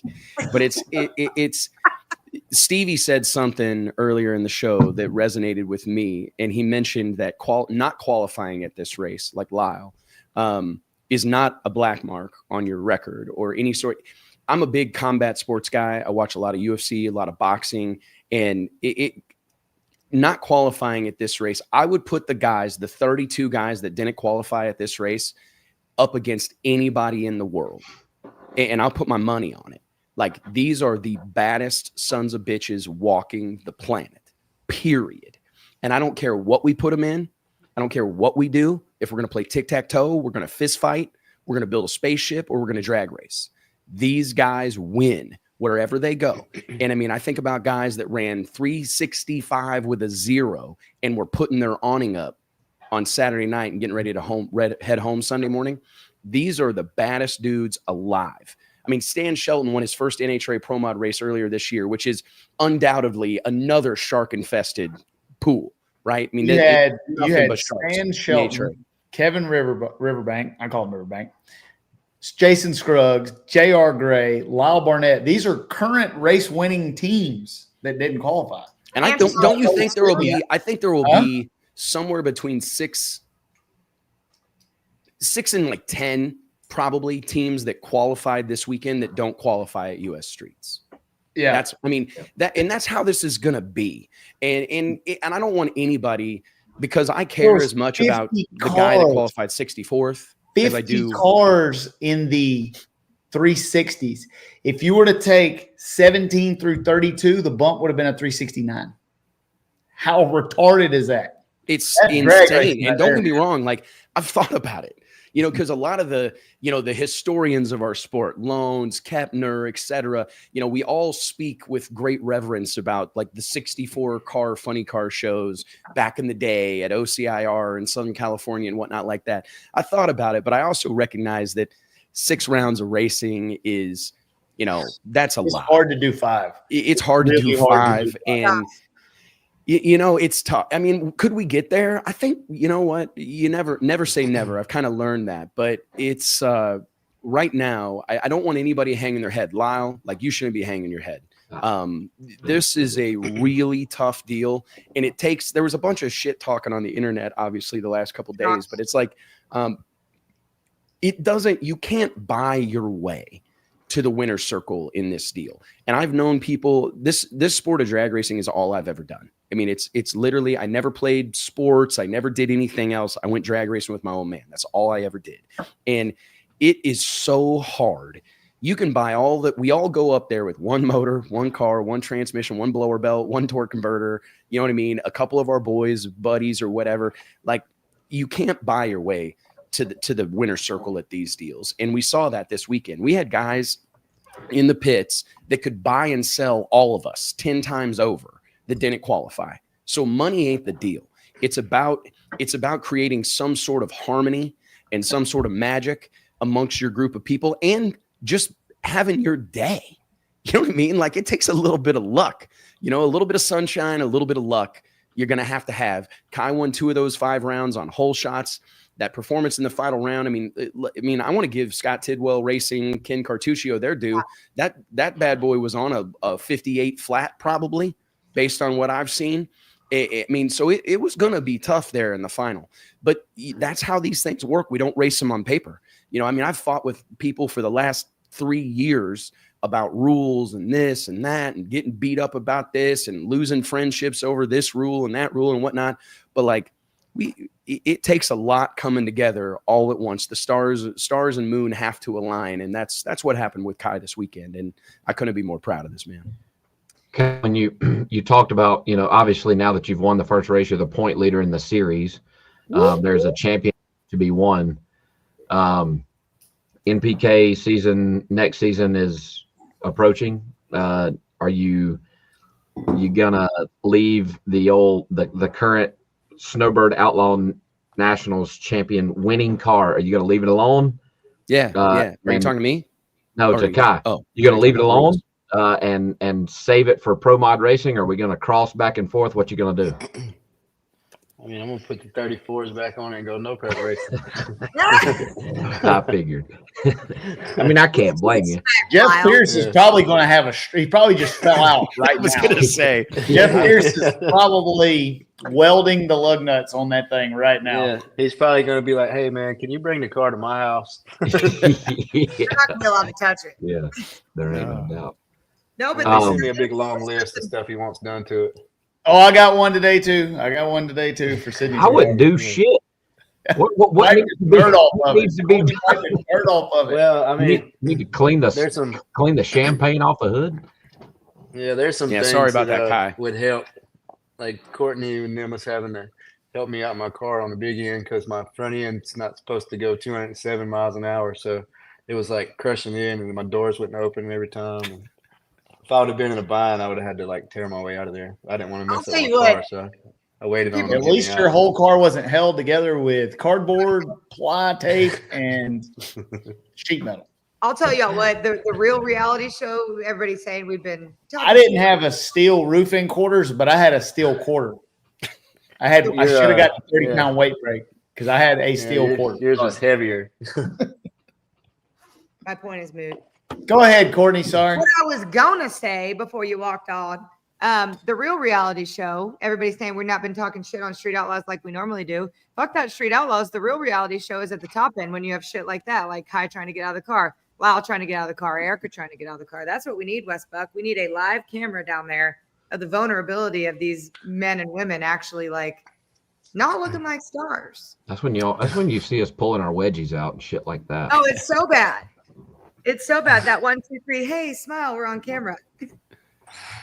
But Kai, like that's a different deal too. Something that I had to ask you that it kind of fell to the wayside. Like the difference of what you went through at this race, of where, you know, you guys are constantly filming, you're constantly getting mic'd up, you're this and that. But this is, now we're getting into the shit talking, like this is coming here and just racing, and we film you racing. What was I know you've done it before, but what's your opinion? Do you like that better? Do you prefer the TV show? You want to just show up and race? You're kind of quiet. I like it all, to be honest. I don't mind it. If I'm filming a TV show, and obviously trying to act so quiet. Like I'm just a laid back person. I don't never get excited, nothing like that. I've seen that.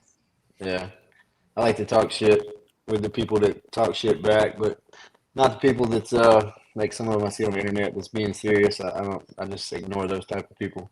And but no, I have fun. Like it could be strictly racing. We could be making a reality TV show. But one thing's for sure, if we're making that TV show, it's still real racing. Like you still have to strap yourself in something with 3,000 horsepower and force it down some backcountry road like you got a giant set of balls. So it's all good to me. As long as I'm driving a race car and letting go of a trans brake button, I'm good with it. Well, you're damn good at it. So was there somebody you keep saying like the hot shots and the big stars, this and that? Was there somebody that you wanted to line up against that you didn't get to line up against? Until this weekend, because he walked up to me and told me congratulations. But I have always wanted to kick Jay Cox's teeth in for years. Me too. I do it all the time. Every time I've ever lined up with Jay Cox, I beat the shit out of him. It's fun. Everybody can do it. Yeah, but I still want to beat him. But I mean, he was actually nice, so we'll leave it at that. I know. Jay actually is a good guy. I can't tell you how many times he has walked past me at a racetrack and acted like I wasn't even in existence. And it just, I don't know. He's one of them guys that just could get under my skin by just not looking at my way. And then, gosh damn it, he was nice to you and ruined it. Yeah. Most people are actually pretty okay. Jay Cox's dad is the only reason most people like him. But yeah, Jay's all right. I told him I'm coming back nitrous racing. Y'all notice when we announced we're coming back nitrous racing, he built a turbo car. He quit pro nitrous racing because he knew Tim Pat was coming to run PDRA. You heard it here first. He quit. He sold a nitrous bottle when he found out that I got another one. Steered. Wes, you know, I've seen some comments out there. The only reason the MPK guys get invited is because Wes is looking for gate money, whatever. I've seen it all. But when you invited somebody like Kai Kelly, did you think that what happened on Sunday was a real possibility? No. I didn't either. I won't lie. I mean, you know, not because I don't believe in Kai. I mean, because I do, and I've told him that. Like I said, a lot of those guys don't like me. That's fine, and we'll get through all that. But I've had an opportunity the last year or two to have kind of a front row seat to some of what happens at No Prep Kings, and I've recognized. I mean, we took a lot of shit a year or two ago when we put Ryan Martin on the cover of the magazine and called him Racer of the Year, right? I mean, he was up against a lot of big name guys. Todd Tutterow won a championship that year. I think John Force was in the running that year. I mean, there was a lot of big name guys. And what really decided it for me was when they went down to, I don't know if they went to League City, Texas, way down southern Texas for street racing.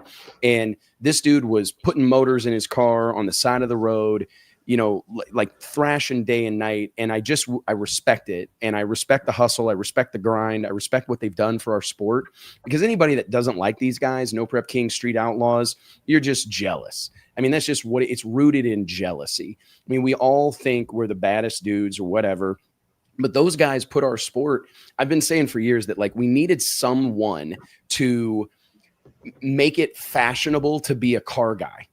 And I look back to Street Outlaws 10, 12 years ago, however long it's been, and Big Chief, Murder Nova, Kai Kelly, Chuck Sightsinger, Daddy Dave, Farm Truck, Asian, Doc, Dominator. I'm trying to think of that. Boosted. They made it cool to be a car guy. And I hadn't seen that happen. That hadn't been around since like the 70s. When I graduated high school, driving to school I graduated in 2002 or 3, I think, whatever year it was. I don't know.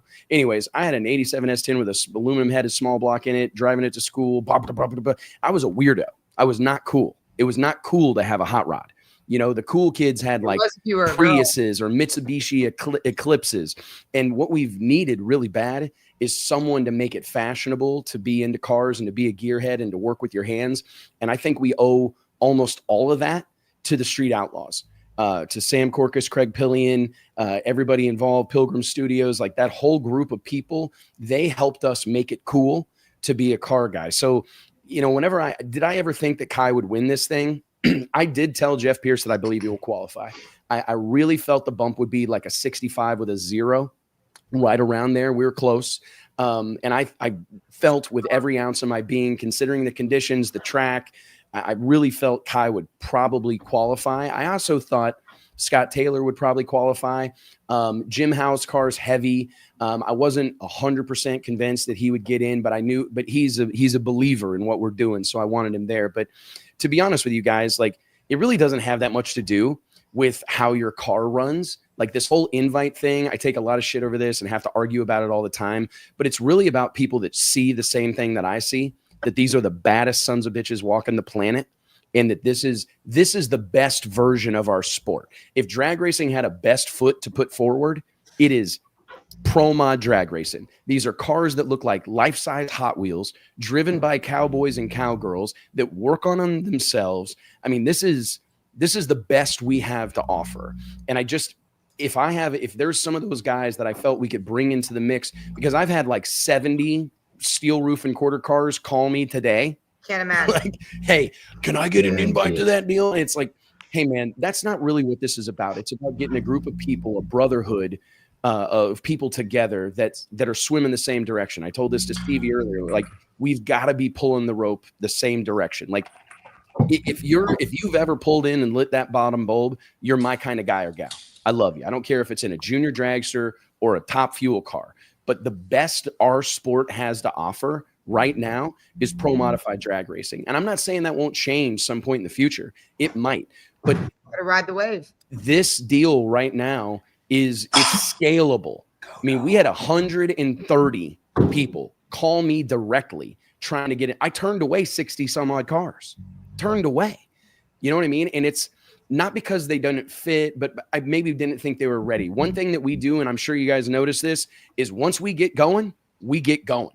And not everybody's ready to be back in the lanes in 45 minutes, right? I mean, these things are hard to do. So you got to pick the right people that share the vision, and people that are prepared for the moment. Kai's about to leave. Go ahead, Lyle. We'll get Kai out of here. Whatever. Hey, yeah, Kyle, before we cut you loose. He went there to get a shot of tequila. I know you had talked a little about how you wish you had a pro mod, and or I know that what you have is obviously now considered a race winning pro mod, but do you see any need now to stray from what you just won the Snowbird Outlaw Nationals with and get yourself in what we would all consider a real deal purpose built pro mod? I mean, yeah, it would definitely help to have a pro mod. It'd probably be a little easier to drive, but wouldn't be as cool though. Wouldn't be as cool. So what made Street Outlaws to me so popular and to a lot of people is because some, blue collar guy sitting in his recliner drinking a Bud Light could relate to my car because he's got one sitting out in the driveway, So that's something we should all look at, like try to relate to everybody instead of just the people that can't afford it, Like I love John Force to death, but I know I'll never own a funny car, I don't relate to that. Yep. I'll watch it run, but I don't relate I kind to of do the same thing with beer money, right? Like, and not to trump what you've said, right? But beer money probably even more relatable to your grassroots racer than maybe anything else we've talked about, right? It's got a stock 6.2 block out of a Denali. It's got decent internals. Pete Harrell engine and dyno, built the engine, got good internals, good heads. Shelf bought Holly Sniper race version of a front fed EFI intake. Runs on methanol, got an off the shelf 98 millimeter precision turbo, a standard old turbo 400 from Dave Clapped at Proformance. I mean, like, it's nothing special. No subframe connectors, 10-point roll cage, 8.8 rear end. Like, it is as grassroots built as you can do it. And we go out there and have a damn good time. It's just me and my buddies. Pete Harrell tunes it. It's 100% his deal. But I couldn't agree more that having something that is relatable to our just general fan, because let's face it, the majority of the people that came to watch what happened in Bradenton this past weekend could not afford to do what you're doing, right, Kai? They just couldn't. That's not relatable. But having something like that to kind of feed off of, to then promote yourself and do what you're doing to win the snowbirds and whatnot is important. And for kids out there to know that go get a good job, learn a trade, right?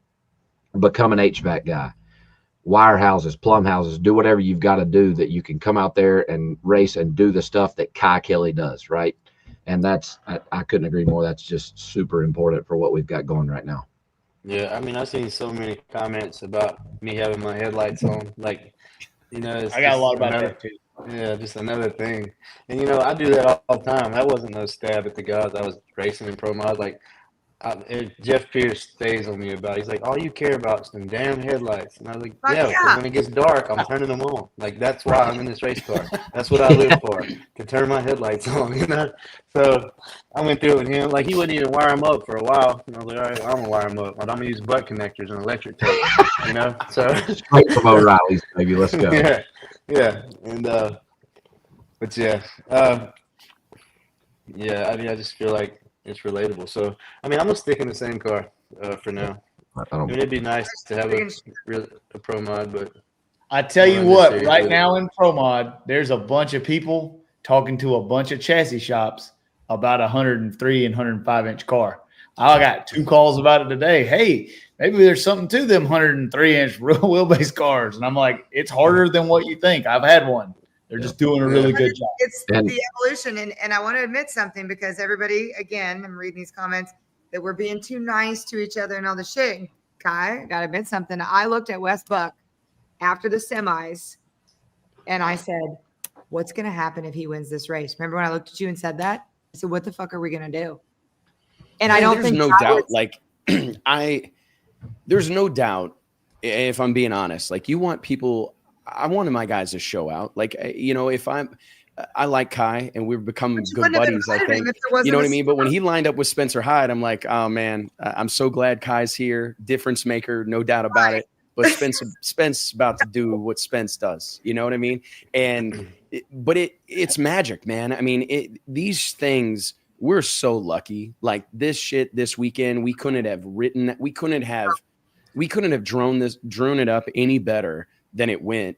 And no, I don't think anybody expected him to win. I don't think anybody expected that to happen, but it's a good thing. It's a really good thing. The point I was trying to make with that, to give all of y'all that expected to come on here and see blood, is that we all thought what we thought. And yes, it was good for them to come, but even myself, and I'm always the first one to admit when I'm wrong or I want to talk shit. Like, I wasn't bought in until that semi-final round. And I started really putting my big girl pants on and my flow hat on and my journalist hat on of like what this could really mean. I was an outlaw pro mod girl thinking about it before then. And when I looked at you, I know you remember which moment I'm talking about. I was like, what are we going to do? Here's what we're going to do. We're going to lean into it. And then we're going to go back to talking shit. And I'm going to probably bring you a bird. Here's what nobody wants to give any credit to. Kai and these guys, I mean, Kai's not alone. Ryan Martin, all these guys in MPK, they raced 15, 16 times this year. Sometimes 3, 4, 5 weekends in a row. Steve, do you remember that? Do you remember when NHRA Pro Mod went to, what was it? Charlotte, Bristol. What was the it was 3 or 4 back to back, and we said we were quit. I was they were ready to quit. I mean, I race as much as I know that anybody does, and I could not keep up with the MPK schedule. And that I could not run the level of those cars that often. The way we run a car, it would kill me. And that's It's why on the road 280 days already this year. yes. I mean, that's why I've never followed it. I don't have the capacity because this is what we do. when you race that much, and these guys aren't playing. Like when Kai goes, there's a lot of money on the line. There's a lot of expectation on the line. He's got to deal with a lot of social pressure. I mean, that deal's rough. And to race that much and be at even modestly successful, that is extremely difficult. Like you look at some of the guys that went to all 15, 16 of those MPK races this year and didn't run well, didn't win any money. Man, you can't do nothing but tip your cap to them, right? Yeah. I mean, that's a lot of drag racing. I mean, if you've got a screw blown Hemi in something, I mean, that's a lot of work, man. That's a lot of work. So I'm gonna be the guy here, Kai. We could have you on here for a million years. Wes, we want to talk about a couple of things with you after about the structure of the event. We want to wrap up here with Kai. We got to give you credit where credit is due. We're going to go back to talking shit here in a minute. We love you, but we're going to go back to talking shit when we get back on the internet. But what you did here, I'm just going to reiterate it one more time, I think, on behalf of the Shake and Bake. It was unbelievable. Like I said, I wasn't bought in to you winning that race until the semis-ish. And I think that's what's cool about it. But we have one very important question to ask you as a Shake and Bake guest. You're not going to ask this question because you suck. I mean, I was going to give it to Lyle. You shut your mouth. well, Lyle always baits the dude into answering the right way, and we're not doing This is just a pivotal moment in our friendship, guys. That's all I'm gonna say. That's all I'm gonna say. Up Christmas tree mower downer shit. Let Stevie ask it. Just a pivotal moment, Kai. That's it. All right, pivotal moment. If Lyle asks it, he's going to bait you in there and try to manipulate you and answer the right way. Go. All right. Before we end the show, I want to know, does Kai Kelly, the Snowbirds champion presented by Motion Raceworks, you go into a Mexican restaurant, do you love fajitas or not? Do you eat fajitas? I always get the happy plate. That's fajitas. Yeah, but Barnett it's like rice, steak, chicken, shrimp with cheese on it. That's what I get. But don't you love? Does it? So what you're saying? Here's the baiting. Here's what the you're saying. If you prefer your food to be cooked in the kitchen and not to come out on a steaming hot skillet and cook on the table in front of you, that's what you're saying. Yeah. Okay. There we go. There we go. Oh, you finally won one. You won one. Congratulations. Woo! Kai, you got anybody you want to thank? You got any sponsors you want to talk about? You want to talk shit about anybody? You want to call anybody out? You want to lock on any races before we let you go? Yeah, I mean, I thanked everybody. I got to thank on Facebook already, but because you got to name it all your sponsors, and you forget one, and then you hang up and you feel like shit. So yeah, but just reiterate that Jeff Pierce is a bad man. He taught me to go in there. I wasn't even going to go without him. He told me the car was only going 60 with an 8 and it went at 59 with a 4. It's just he was definitely the key to the whole success. I cut a couple good lights, but I couldn't have done nothing without him. I'm a nitrous guy, 2 nitrous motors. Yeah. You did. Cartuccio tattooed my ass in the finals. So only one all day. Yeah. Well, like I felt said, it coming I didn't walk out there on your way back from the top end because you're a Kai Kelly. I walked out there because you're a bad sumbitch. You proved that this weekend. You forever etched your name in the history books, and we look forward to having you back with us forever, I hope, but definitely in January at the U.S. Street Nationals. Man, it was cool to watch, and I'm super happy for you, man. It was awesome. Buddy. Yeah. Do you have any racing before U.S. Street? Do y'all start up? You go anywhere? No, I just do little small tire stuff like Lyle does with beer money. But right now I burnt like 7 pistons in my mattress motor, so I'm waiting on Pat. What if we teed up a match race with Kai Kelly? And I ain't really got a whole. Man, Jay Cox ain't gonna race nobody. He can't race his without a wet it was organic. It was fucking organic. Well, I thought you was talking about beer money in a small tire car. Like he already spilled too many beans. I ain't got nothing for that thing. I'm gonna back up. As the winner of this race, I feel like Wes, I mean, your rival's not ideal. I feel like you get to tell somebody to bring it. Yeah, man, do whatever the fuck you want. Let's do it. Nah, man. I mean, that's the whole thing. It's like that's the whole reason I want to do this, because I just want to be able to do whatever we want. You know what I mean? And sorry, I was arguing with some moron on the internet. Sure. God, I get so exhausted by these people. It's Think just about it, Kai. You let us man. know. I'm gonna bring that small tire car, dude. Beer money. I'll bring my car. I'll bring primetime down, and I'll run over top of beer money. Oh boy! Hold on. I'll bring primetime down. I'll bring primetime. I'll call JT right now as soon as we hang up, and I'll bring primetime down, and I'll run over top of that turbo LS junkyard bullshit. Whatever you want to do. I tell you what, I'll run over top of it. Bring beer money over here. We're gonna put it on the scrub dyno over there, and then we're gonna find some horsepower. I don't need that. No, That's so much ain't ran in like a couple man, months. I'm your Huckleberry. I'll spray a little bit of brake clean in the mouth of that turbo and fire that thing up. Hold on, you two. I'm gonna be the mom in the group. Everybody. You got a turbo and got to do all this. I got a plate system on a big block Chevy. I'll run that motherfucker in low gear. We're going to talk about and this run over top of you. So never shift it. I'll bet with Lyle on that. You cannot shift it, and I'll bet with Lyle. Okay, well I probably can't do Erica's that. Sisters, be quiet. We're talking about real racing over here. Oh, hey, Kai, if you want to know how to get her pissed off, that's how. You see them little horns poke up. All right, Kai. I know we've had you on here forever, man, but we really do appreciate you taking some time. I know you've been on here an hour and a half or more now. Yeah, we appreciate you, buddy. It was cool to have you on. Probably the biggest show we've had, and congratulations, buddy. Hey, Kai, thanks, brother. Seriously, man. Yeah, man. Appreciate you. I enjoyed it. One thing I'm nervous about is you can't really one up that what we already did. So I thought about either retiring or come back and try to look like an idiot. No, win the championship. Nah, bro, don't hang them gloves up yet. We just getting started. Started. Yep. Anyway, Awesome, we're back to plan A. We're gonna come try to qualify. Let's go. As everybody is, I promise you. That's the first thing. Wes, stay on. We're gonna talk about some controversial stuff about the snowbirds. Kyle, we really appreciate you coming on. I eat all the shit eat all the crow, eat all the Cheetos back that I talked shit about you. Look forward to maybe lining up in US Street. Proud of you. Yeah. And I said that about Jay Cox when he had a nitrous car. I got to rethink this turbo deal. We'll see. Kai, let me know, and we'll let Wes know. We'll make it work. You'll be the marquee matchup. All right, sounds good. Thank you, everybody. Thank you. See ya. Well, that's now, awesome. What the fuck is this with y'all's shit talking? I love it. You like shit talking? No, them two with the beer money and the shit. Just so Dude, Wes can afford to get home. I talk a big game. I forgot to turn the nitrous on the last time I made a pass in the car, so I got no business. I've got no business. Tom Gunner gives me a hard time all the time. I think the best light I've ever cut's like an 070, so I got no business talking trash. Okay, let's talk about something controversial before it gets too late, because I promised many fans that I would bring this up. I'm going to come off as an asshole saying it, but I got to do it.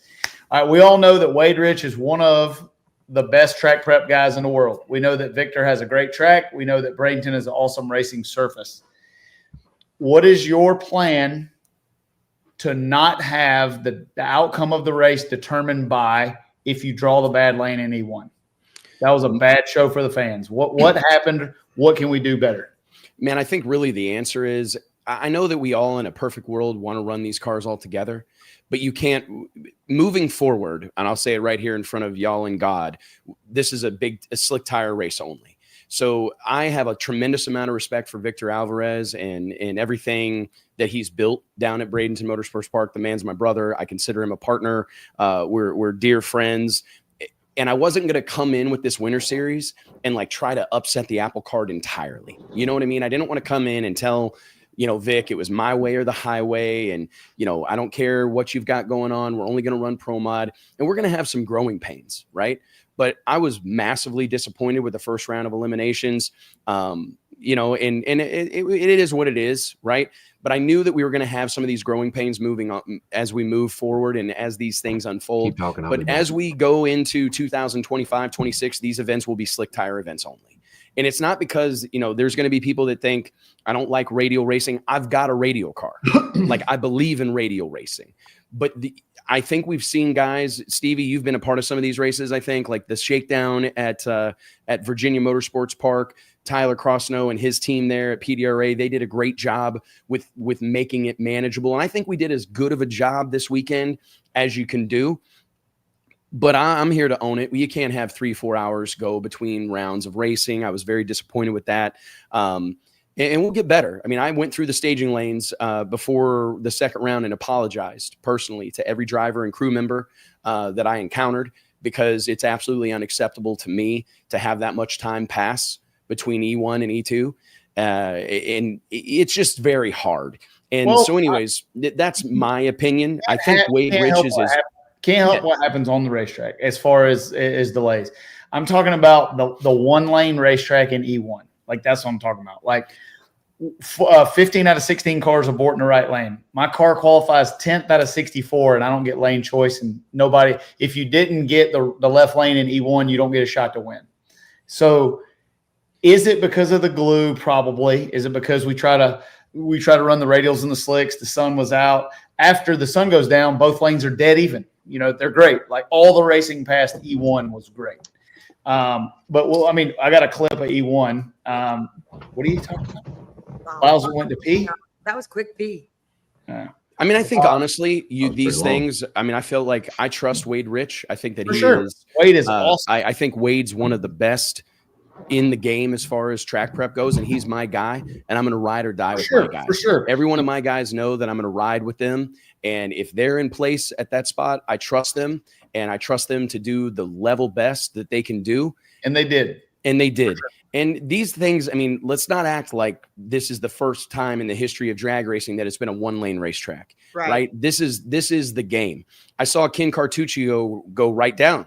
You know what I mean? Like, not in the right lane, not in E1. No. But I'm just saying those things are beyond the control of me personally. You know what I mean? I trust people to do the best job they can possibly do.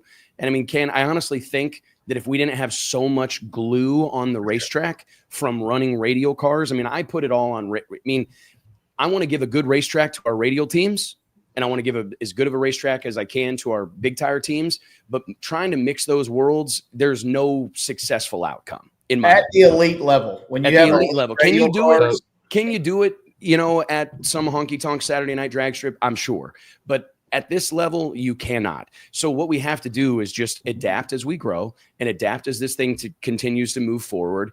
And the answer is having the track specifically prepped for big tire cars. I mean, that's the answer.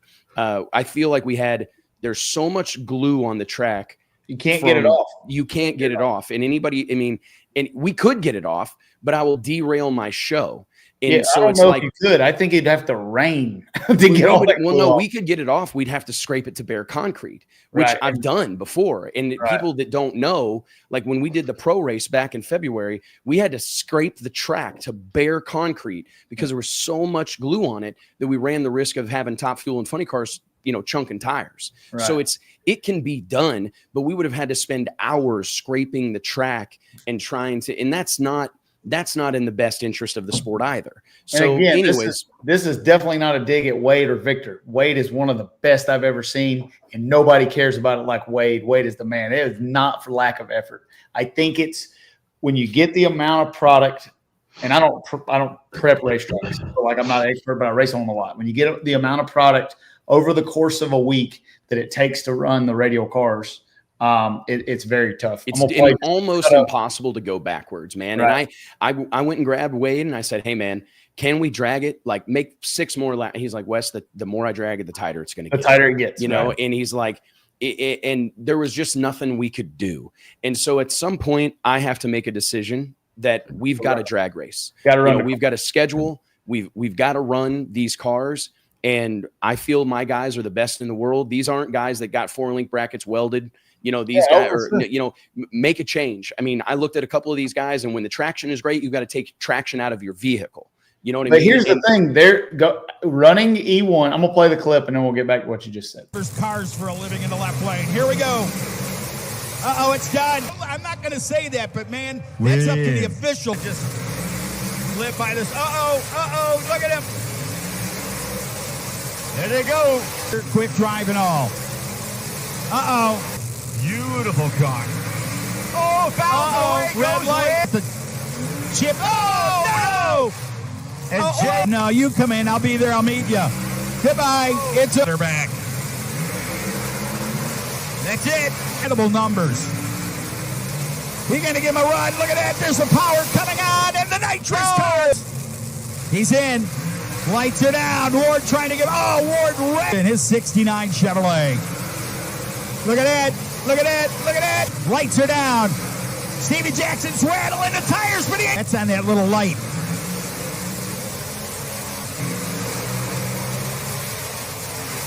Oh, someone got nervous right there. There it is. Oh, 003 plugs.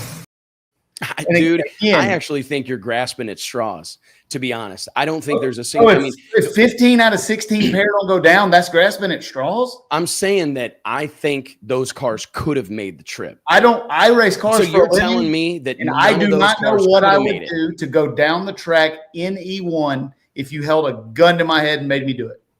Not E1. Every other round, absolutely.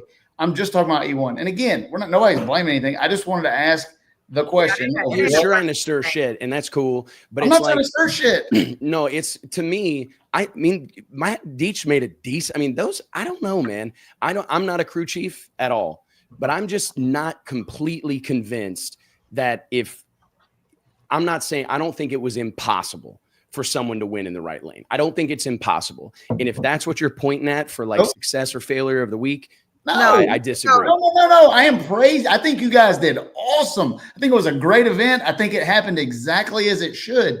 But as making our series, what I call our series, your business and my business is the same. We have to ask the tough questions of how do we give the fans the best show that we can. Oh, no. I mean, I told Wade before E1, I said, I want every car to make the trip. Every car has to make it. Like, I don't, whatever we've got to do, delay the anthem, whatever we got to do, we've got to make sure every car makes the trip. We made a massive effort to try to make sure, but I don't really think, to me, I mean, I guess I'm asking, what's your solution? Oh, I don't know. I don't know. My question or point, because I really don't, I just think these cars are adjustable for a reason, and I just cannot imagine. I don't know. I don't know off the top of my head. I'm not going to get into Eddie Howard West is about Wes. No, not about Wes. But I truly don't believe that. I don't think there's anything that we could have done with that amount of glue on the track to have. I just don't totally agree. You know. So moving forward, and it was a question I was going to ask.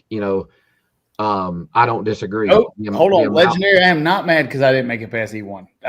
That's racing. I get beat in the first round all the time. I'm going to get beat in the first round many other races of my life.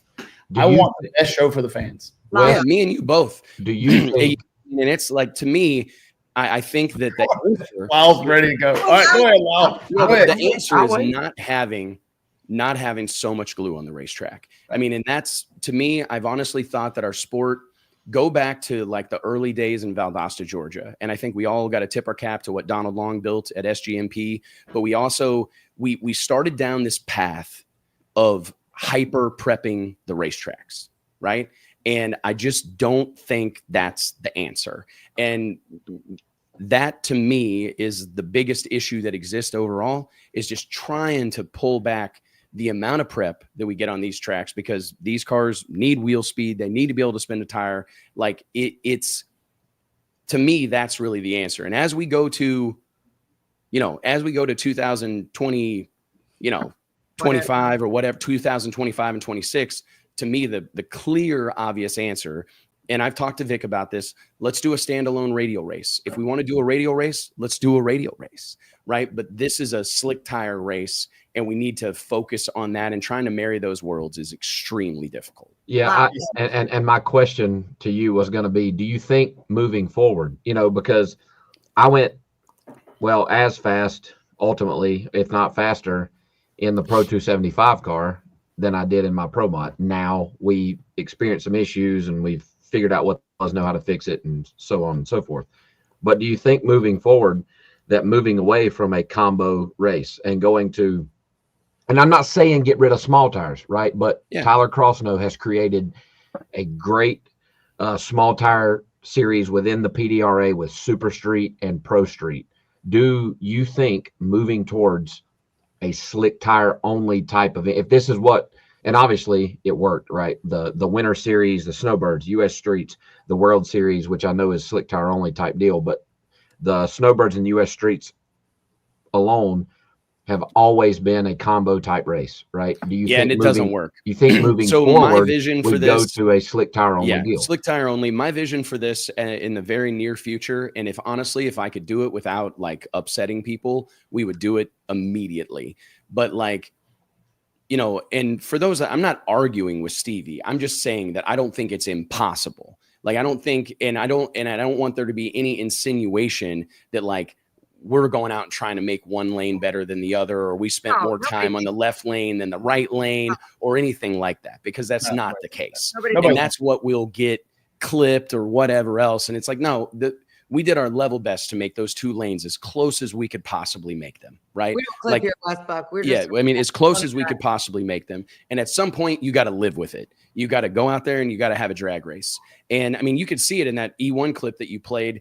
You know, KYE KELLEY had to pedal it in the left lane. Yep. Right. Erica. I mean, he won the race. So, too. I mean, Erica had to pedal it. And that was one of the most impressive things I've seen, because I did not expect her to hang with it.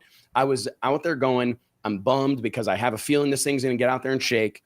And she, being respectful of other people's property, Scott Tidwell's car, she was probably going to let out of it and live to race another day. And she didn't. She got right back in that thing and went right down Broadway. And I was massively impressed with that. I think that was one of the shining moments of the weekend. But to answer your question, Lyle, absolutely.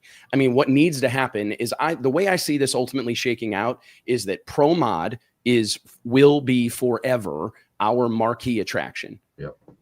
Under that, I believe, is PDRA Pro Street. I think a 10.5W race, and I would rather have like Super Street, PDRA Super Street, as our 275 class. I mean, to me, that is where that's the answer, is to run slick tire cars on a slick tire prepped racetrack and not put my people, Wade Rich, Vic and I's people, Wade Rich, you know, I don't want him to ever be in a position where he feels like he can't win.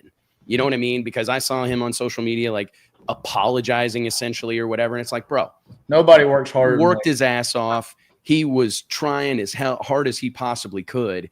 And anyways, I mean, those things are going to happen when we run these drag races. It's going to be part of the storyline. And to be honest, I'm not totally, sometimes those things, the track is part of the story, right? Like, that's part of the story. I mean, the track's no good, blah, blah, blah, blah, blah. The left lane's bad, the right lane's bad, whatever. That's part of the story. And, you know, it is what it is. But yes, 100%, these events will become slick tire only. Starting when, you think? Well, I mean, obviously at World Series.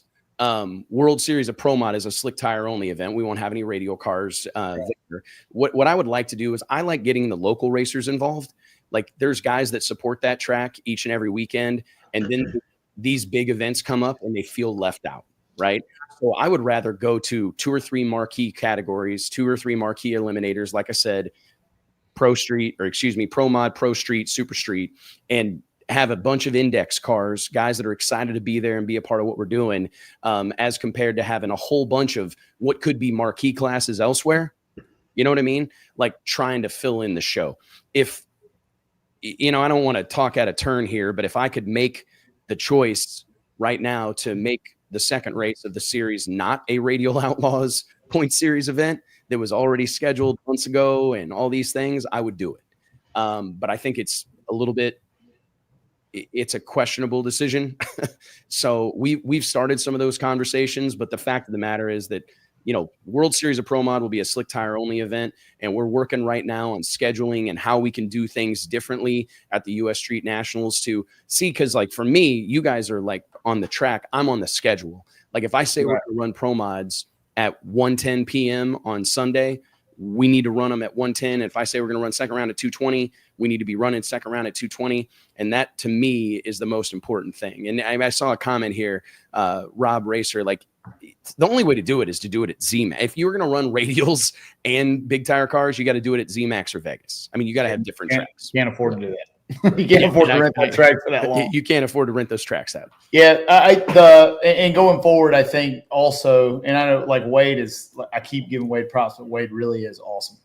Stud. I think if we were to have at US Street, if we did not have a radial and a slick lane in the first 3 days of testing, it would maybe help it a little bit too. Because your first several days of testing, you're really basically lost because the track is perfect for big tires. You can just go. We unloaded and went 359 on our second or third run.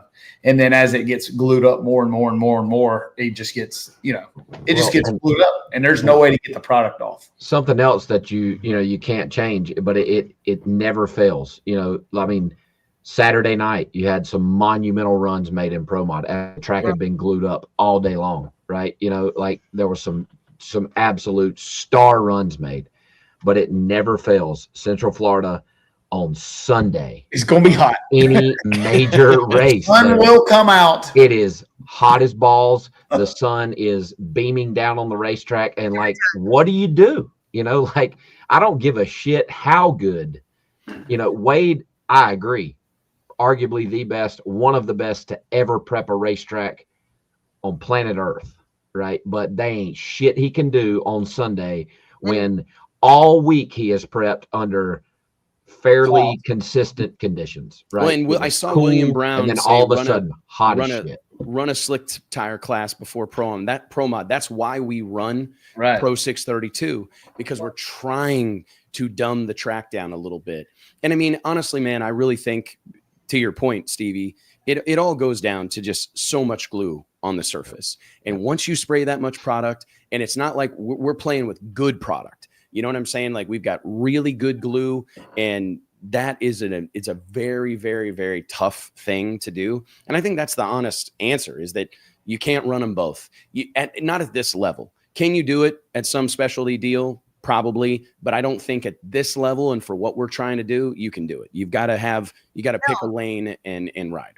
Who saw Richard Freeman get his feet caught in front of Erica's feet? Oh, he was mad about that. He called me this morning, mad about his tearing up his shoe and whatnot. I called Westbrook. I told him that it's too sticky. We need to run. I don't like it. Tore up my Yeezys. Tore the soles off my Yeezys. Erica said, I didn't know what he was doing. He was bent over and he just kept like fucking off. And she's like, I was ready to stage. I needed to stage before Spencer. I was going to blow his skirt up.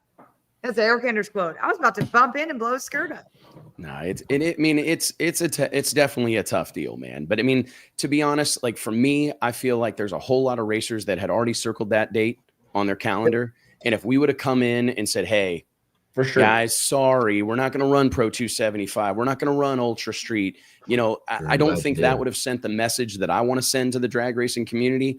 And that it takes all of us to do this. So for me, like, that was really the answer, is like, I'm not going to come in here for an event that's been around for 53 years and just expect to take over and do it our way and my way or the highway. I would never do that. I have too much respect for Vic. And again, the Snowbirds, that event means a lot to a lot of people. I mean, think about Callie Mills, Lyle Barnett, all these guys that were coming in to run that race on radials. Like, I don't want to spit in their face. I would never do that. Anybody that knows me knows that I would never do that. You can't take this away too, that Wes, I think you'll agree with me here. Maybe you won't, but like Snowbirds and US Street, you and Victor teaming up here, those were Victor's babies. And you've got to get in where you fit in and be able to create this and not completely take over and make these all a united front too. So you got to keep that in mind when you have this, that Snowbirds and US Street have been their own thing for a really long 100%. And it was a phenomenal show. I'm all for upsets in drag racing. It makes it exciting. The people love Pedal Fest. I love pedaling. I mean, I do. I went 380 in the first round. It was a great show. Kai Kelly just posted on his Facebook, had a good time on the Shake and Bake show with Stevie Jackson Racing, Lyle Barnett Racing, and Erica's sister. Thanks for them. Gosh damn it, Kai. I'm back to hating Kai Kelly. I'm just kidding. I don't hate it. Back on the wagon. Well, heck yeah. Have we ever asked Wes Buck the question before we knock him out of here? Yeah, Wes Buck can be on for the last trivia question, and then we'll throw him out. Oh, God. Hopefully I know the answer.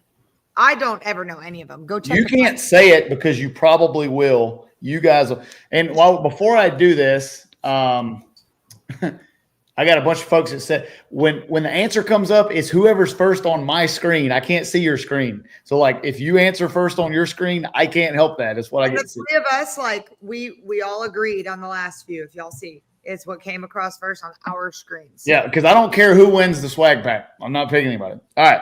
Oh, sure. So, huh? Do what? Erica said, "Oh no," about the Erica Enders sister. All right. So this is.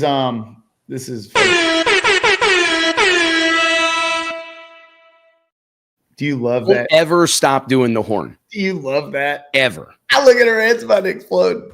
Dude, hit it again. Just do it again. Scares me. Hit it again. Yeah, you know what, Stevie? Hit that thing one more time. Hit it again. Just to make sure that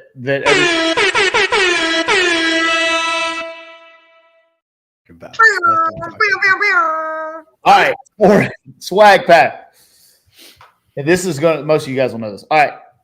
In 2012, when I set the drag radio world record in the third orange car, running a 419, there were 2 people prepping the track there at the time. Give me both names while we're talking about track prep.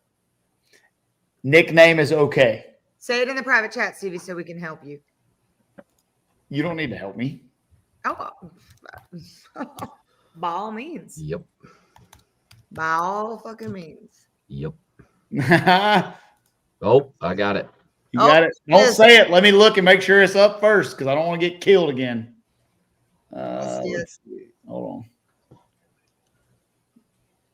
John Maybone. That's what I see too. John Maben. There you go. Jabbo, Terry Jabbo Forsyth, and Tyler Crossnow, who was 20 years old at the time, were prepping the track. Oh, that was 100 years ago. Yep, that was a long time ago. I want to give a shout out to Jabbo. Jabbo was one of the forefront on really focusing on speeding up radio tires. The real answer was Heartlong 11. Courtney with a rake. John, email Katie at StevieFast.com. Send her a screenshot of your YouTube. You would have been no help at Holly Springs unless you could curb a cul-de-sac. Yeah, at Holly Springs, you had to be able to make the left, and if you got it right, you could come all the way back to the pits. Yep. I was young then too. No, Hell yeah. All right, Wes. Let's ask you the question, buddy. I already know the answer. Lyle's trying to bait you in. I'm not even going to bait him. He loves fajitas. I've eaten them with him. I know that, but I want the world to know that the owner of Drag Illustrated, the man who just put on the greatest pro mod race ever, do you or do you not like fajitas? I do. I fuck with fajitas. All right, Lyle. Yeah, man. I'm a low carb guy. So I've lost low 20 carb, pounds. high stink. Who gives a fuck? Me. Okay. I'm a low carb guy. So I'm a big fajita guy. I don't make a taco, but I just get that sizzling skillet, Lyle, and steam's coming off of it, and it's sexy and it sounds good, and the whole restaurant knows I'm getting them. Ooh, That's what I like about it. Wow. Everybody knows that I ordered fajitas, right? Probably why you 'Cause got they're that walking out there shitty sunglass thing. steaming, right? They got that wood thing they keep them on. I don't even know what those are called, but they put the little iron skillet on the wood pad deal, set it down on your plate, and then they bring you little troughs of sour cream cheese, guacamole, pico. They bring you your toppings. I think it's a pretty impressive presentation, so I'm here for it, man.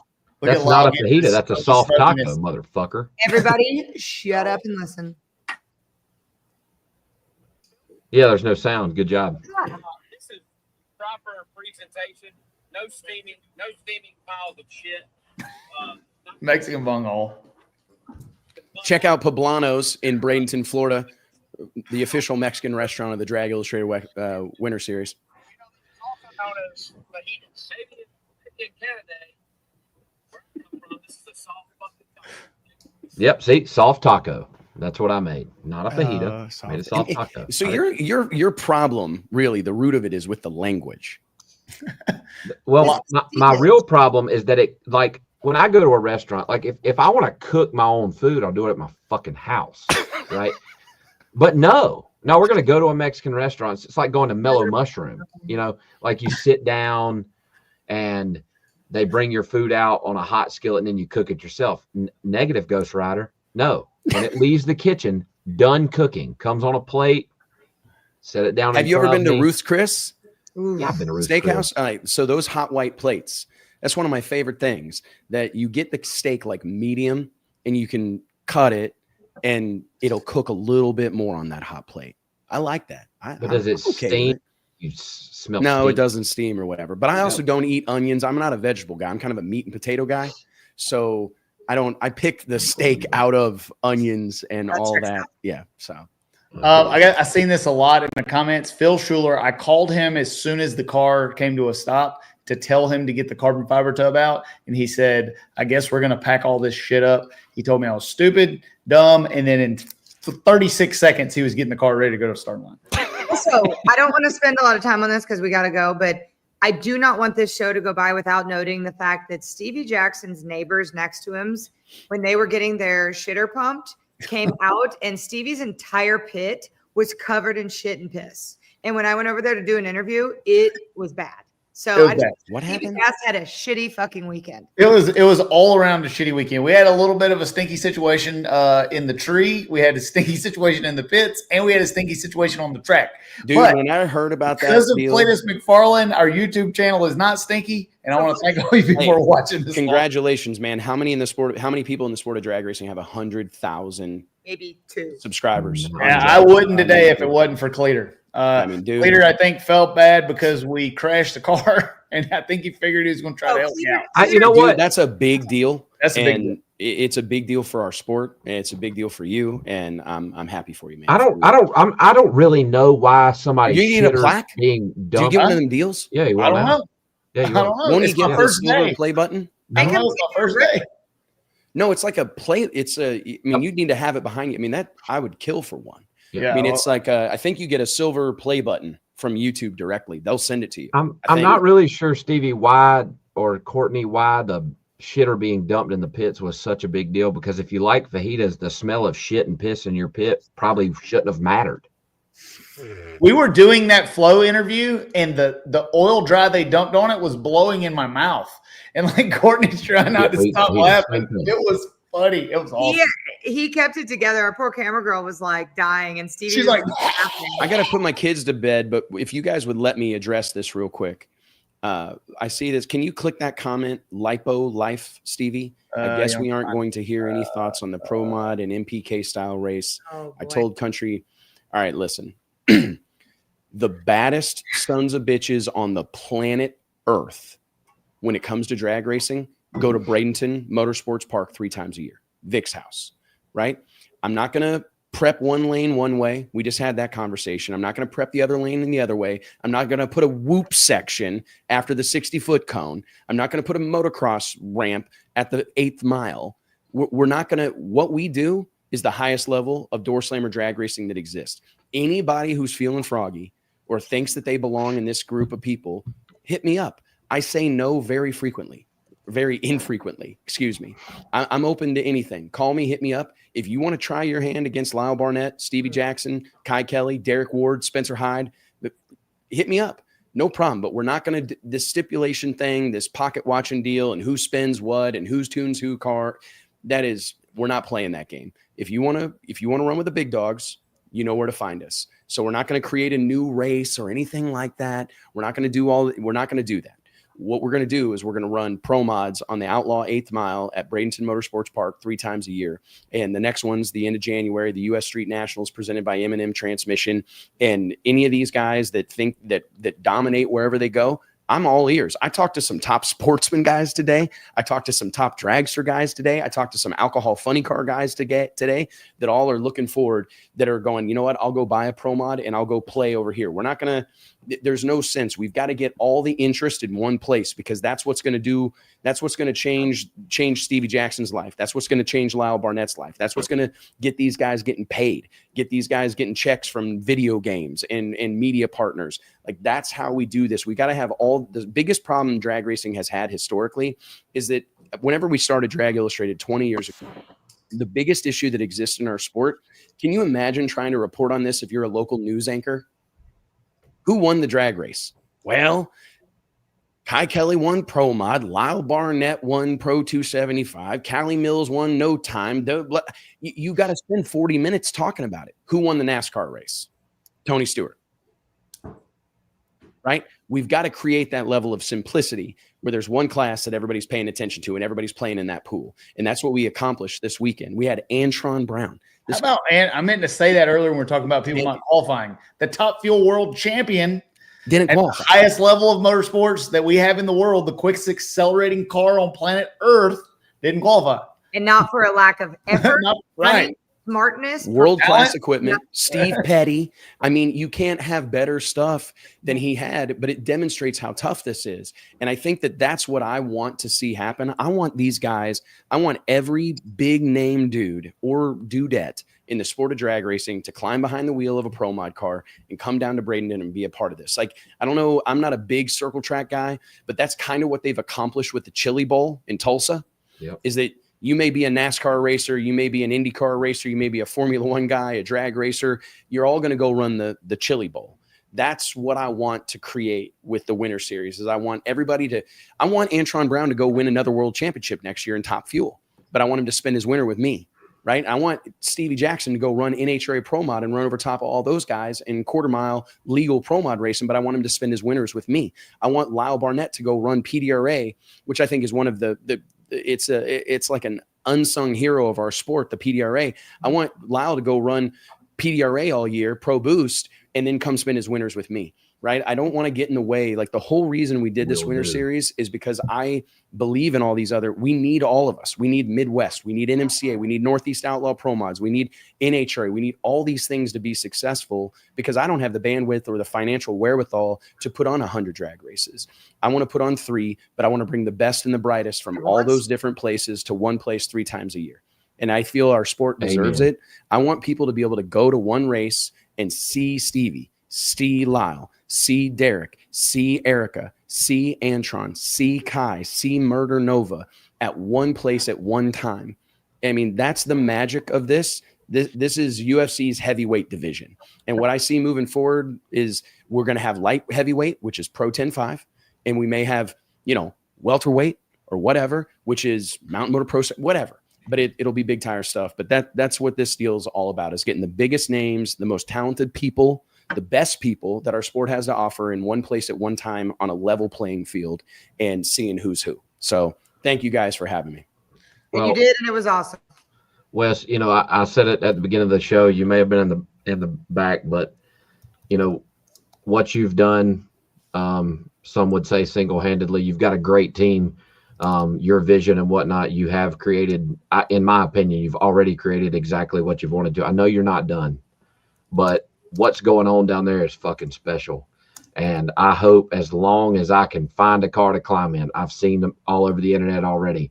Lyle just drives other people's shit. Yes, I do. I 100%. Dude, don't feel bad about that. I don't. And I never will. Daddy's money. Yep. Got me right where I am today. Man, but Daddy's money don't let go of that trans brake. It just got me to the starting line. Well, I'm telling you right now, listen, I can't do any of this shit without you guys. I said it 100,000 times. All I did was hang out with my buddies this weekend. I got to explain it to my kids, my wife. I hung out with my buddies this weekend. We worked our dicks off. There's no doubt about it. But there's nothing I'd rather do. It's what I like to work on this stuff. I love going to the drag strip. And it's easy to put on a show like we had Saturday night when you've got the baddest dudes in the world. I don't got guys out there with pulleys coming off cars, wrenches flying into the crowd. I've got the best guys in the world, and it makes it really easy to put on a show like we did this past weekend when you've got the most talented people in the world. And all we're doing is giving you guys what you deserve. I go to other races and I do this. I've done this my entire life. I've been in business now for myself for 20 years, and it's like 2 decades. And there's been moments I've damn near sold my soul. I've almost shut this deal down. I've almost lost everything I had 100 times over. But all of it has been in the name of giving you guys what you deserve, because I love you all. I care about you. That's the reason I saw somebody ask, why don't you run quarter mile?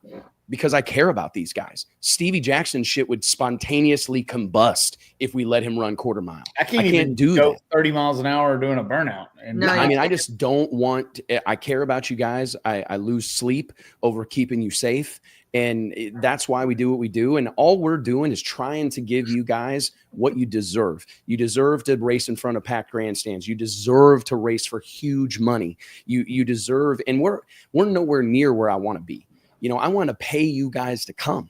That's where we will get. Let's do it. That's where starting at US Street. I'm in. that's send that check, baby. It's gonna take time, But as soon as if we had a Netflix, if we had a Discovery Channel, if we had something like that, I'm not a greedy guy at all. You know what I mean? Like, I want us all, we can, if we all make money, if we all are successful, like the best relationships in life are when they're win-win, right? And that we will get there, but it's not going to happen overnight, you know? And this is all because I care about you guys, and I want you to have the platform and the stage that you deserve. And I love you all. And I love everybody that bought a ticket. I was going to say earlier, we broke every record in Drag Illustrated. We doubled ticket sales for the Snowbird Outlaw Nationals, the biggest single day crowd in the history of the Snowbird Outlaw Nationals, the biggest week of web traffic in the history of Drag Illustrated. We have over 3.5 million people on the website in 7 days. Every metric that we track was annihilated this past weekend. And that's not because of me. It's because of all of you. So thank you guys for caring about me. And don't worry, I will get some sunscreen soon. Well, thanks, Wes. All right, Wes, thank you for coming on the show, brother. We really appreciate you. Sophia, thank you. Want to say hi to everybody? Huh? Sophia, my little girl's ready for bed. Oh Daddy's got to put Soph to bed. So is Spencer Hyde. Sophia, I got to put Soph to bed. That's my routine. So is Spencer. Oh, I'm getting Spencer's looking really good. Oh, hi, Spencer. All right, guys. All Thank right, you. Wes. Thanks, Appreciate it, dude. man. See you, buddy. Thank you. Heck yeah. All right, we'll take a couple of questions real quick. I know it's been a long show. Longest show we've ever freaking had, but we still got 3,600 people watching. All right. Phil Schuler going to Tony Stewart Racing. Great move by Tony Stewart Racing. Phil has a tremendous amount of experience and will help that program. I'm excited to see how it goes. I saw a bunch of comments about Cleater sending folks over and liking the show. Thank you. We mix our show up a lot. There's a lot of different guests. We have people from all walks of racing. We have people that don't race at all. So we do it normally every other Tuesday, unless there is a race that conflicts. Thank you guys for watching. What else we got? There was a couple more. While you're searching, I want to preempt something. Yep. On Friday, we're going to have a large announcement for Spencer Hyde Racing. So not going to tell you where, when, how, why, what, but it's large. It's Texas size large. So go ahead and let me know y'all's predictions, what you think, but it ain't what you think, and it's going to be good. He's leasing a car from KTR, and he's coming to race over here. No. He's going round track racing. No. Mud bogging. No. That's so, anyway, just keep an eye. I want to preempt it just a little bit and draw a little shit. See if there's anything I else. missed a bunch of comments. Someone asking if I would be at Yellow Bullet. Normally, I'm at the U.S. Nationals, but being that we're running PDRA next year instead of NHRA, it's possible, but I do not know yet. Erica says he's going pro stock racing. Yep. Turbo Pro Mods always get a weight break. They're always the lightest thing at the track. Let's see. Spencer's pregnant and Courtney's taking over driving duties. Correct. I knew that was Double O Shit Show. Yikes. Hey, Double O Shit Show. All the shit talking memes about me running into shit, I like. I support this message. It's not personal, people. This ain't got. We don't care about personal life. This is about racing. Gosh. Thank you. We appreciate the fans. Appreciate all the outpouring of the MPK fans. Yeah, I liked the Lion King video y'all did earlier. That was awesome. Yeah, the Lion King thing was pretty good. That was awesome. See, I'm seeing Tequila, Chase Freeman. Yeah, see you at PRI, buddy. Yeah. I'm just cleaning up my mess. Yeah. I'm hungry. Yeah, me too. My guys got pizza while we were on the show, but I normally would steal a slice. They offered it to me and didn't get it. All right. Well, thanks everybody for watching. See you guys, I guess, 2 Tuesdays, right? Coming up for Christmas. We got KTR Christmas party coming up next Friday. It's going to be good. I think we should throw together, maybe I should say this offline. I think we should throw together like a Shake and Bake Christmas happy hour where we just like 5-10 minutes with a bunch of our frequent flyers through the year and just kind of do a year-end thing. That might be that. You know, like a festive little party. Yeah, we might do that. We can get Clay, we can get everybody. That'd be fun. Is there a DI party? Oh, yeah, there is a DI party at PRI. Yep, Thursday night. Thursday night. Also, to reiterate, for the 3,000 of you left, the No Limit drag racing game. If you haven't downloaded it, do it. And coming very soon, beer money will be available. Go first. Bye, Jack of the Greenstone. If you haven't liked and subscribed to our YouTube channel yet, if you're not one of the 150 million people that clears in over there, like and subscribe our YouTube channel. Content is coming. It's pretty awesome. Looks like we got it. Let's see if I can figure out how to. R. Wilkins, I've been to No Prep Kings many times running small tire. As far as big tire, probably not. All right, that's all I got. All right. See you guys in 2 weeks. Thank you for watching. Love you guys.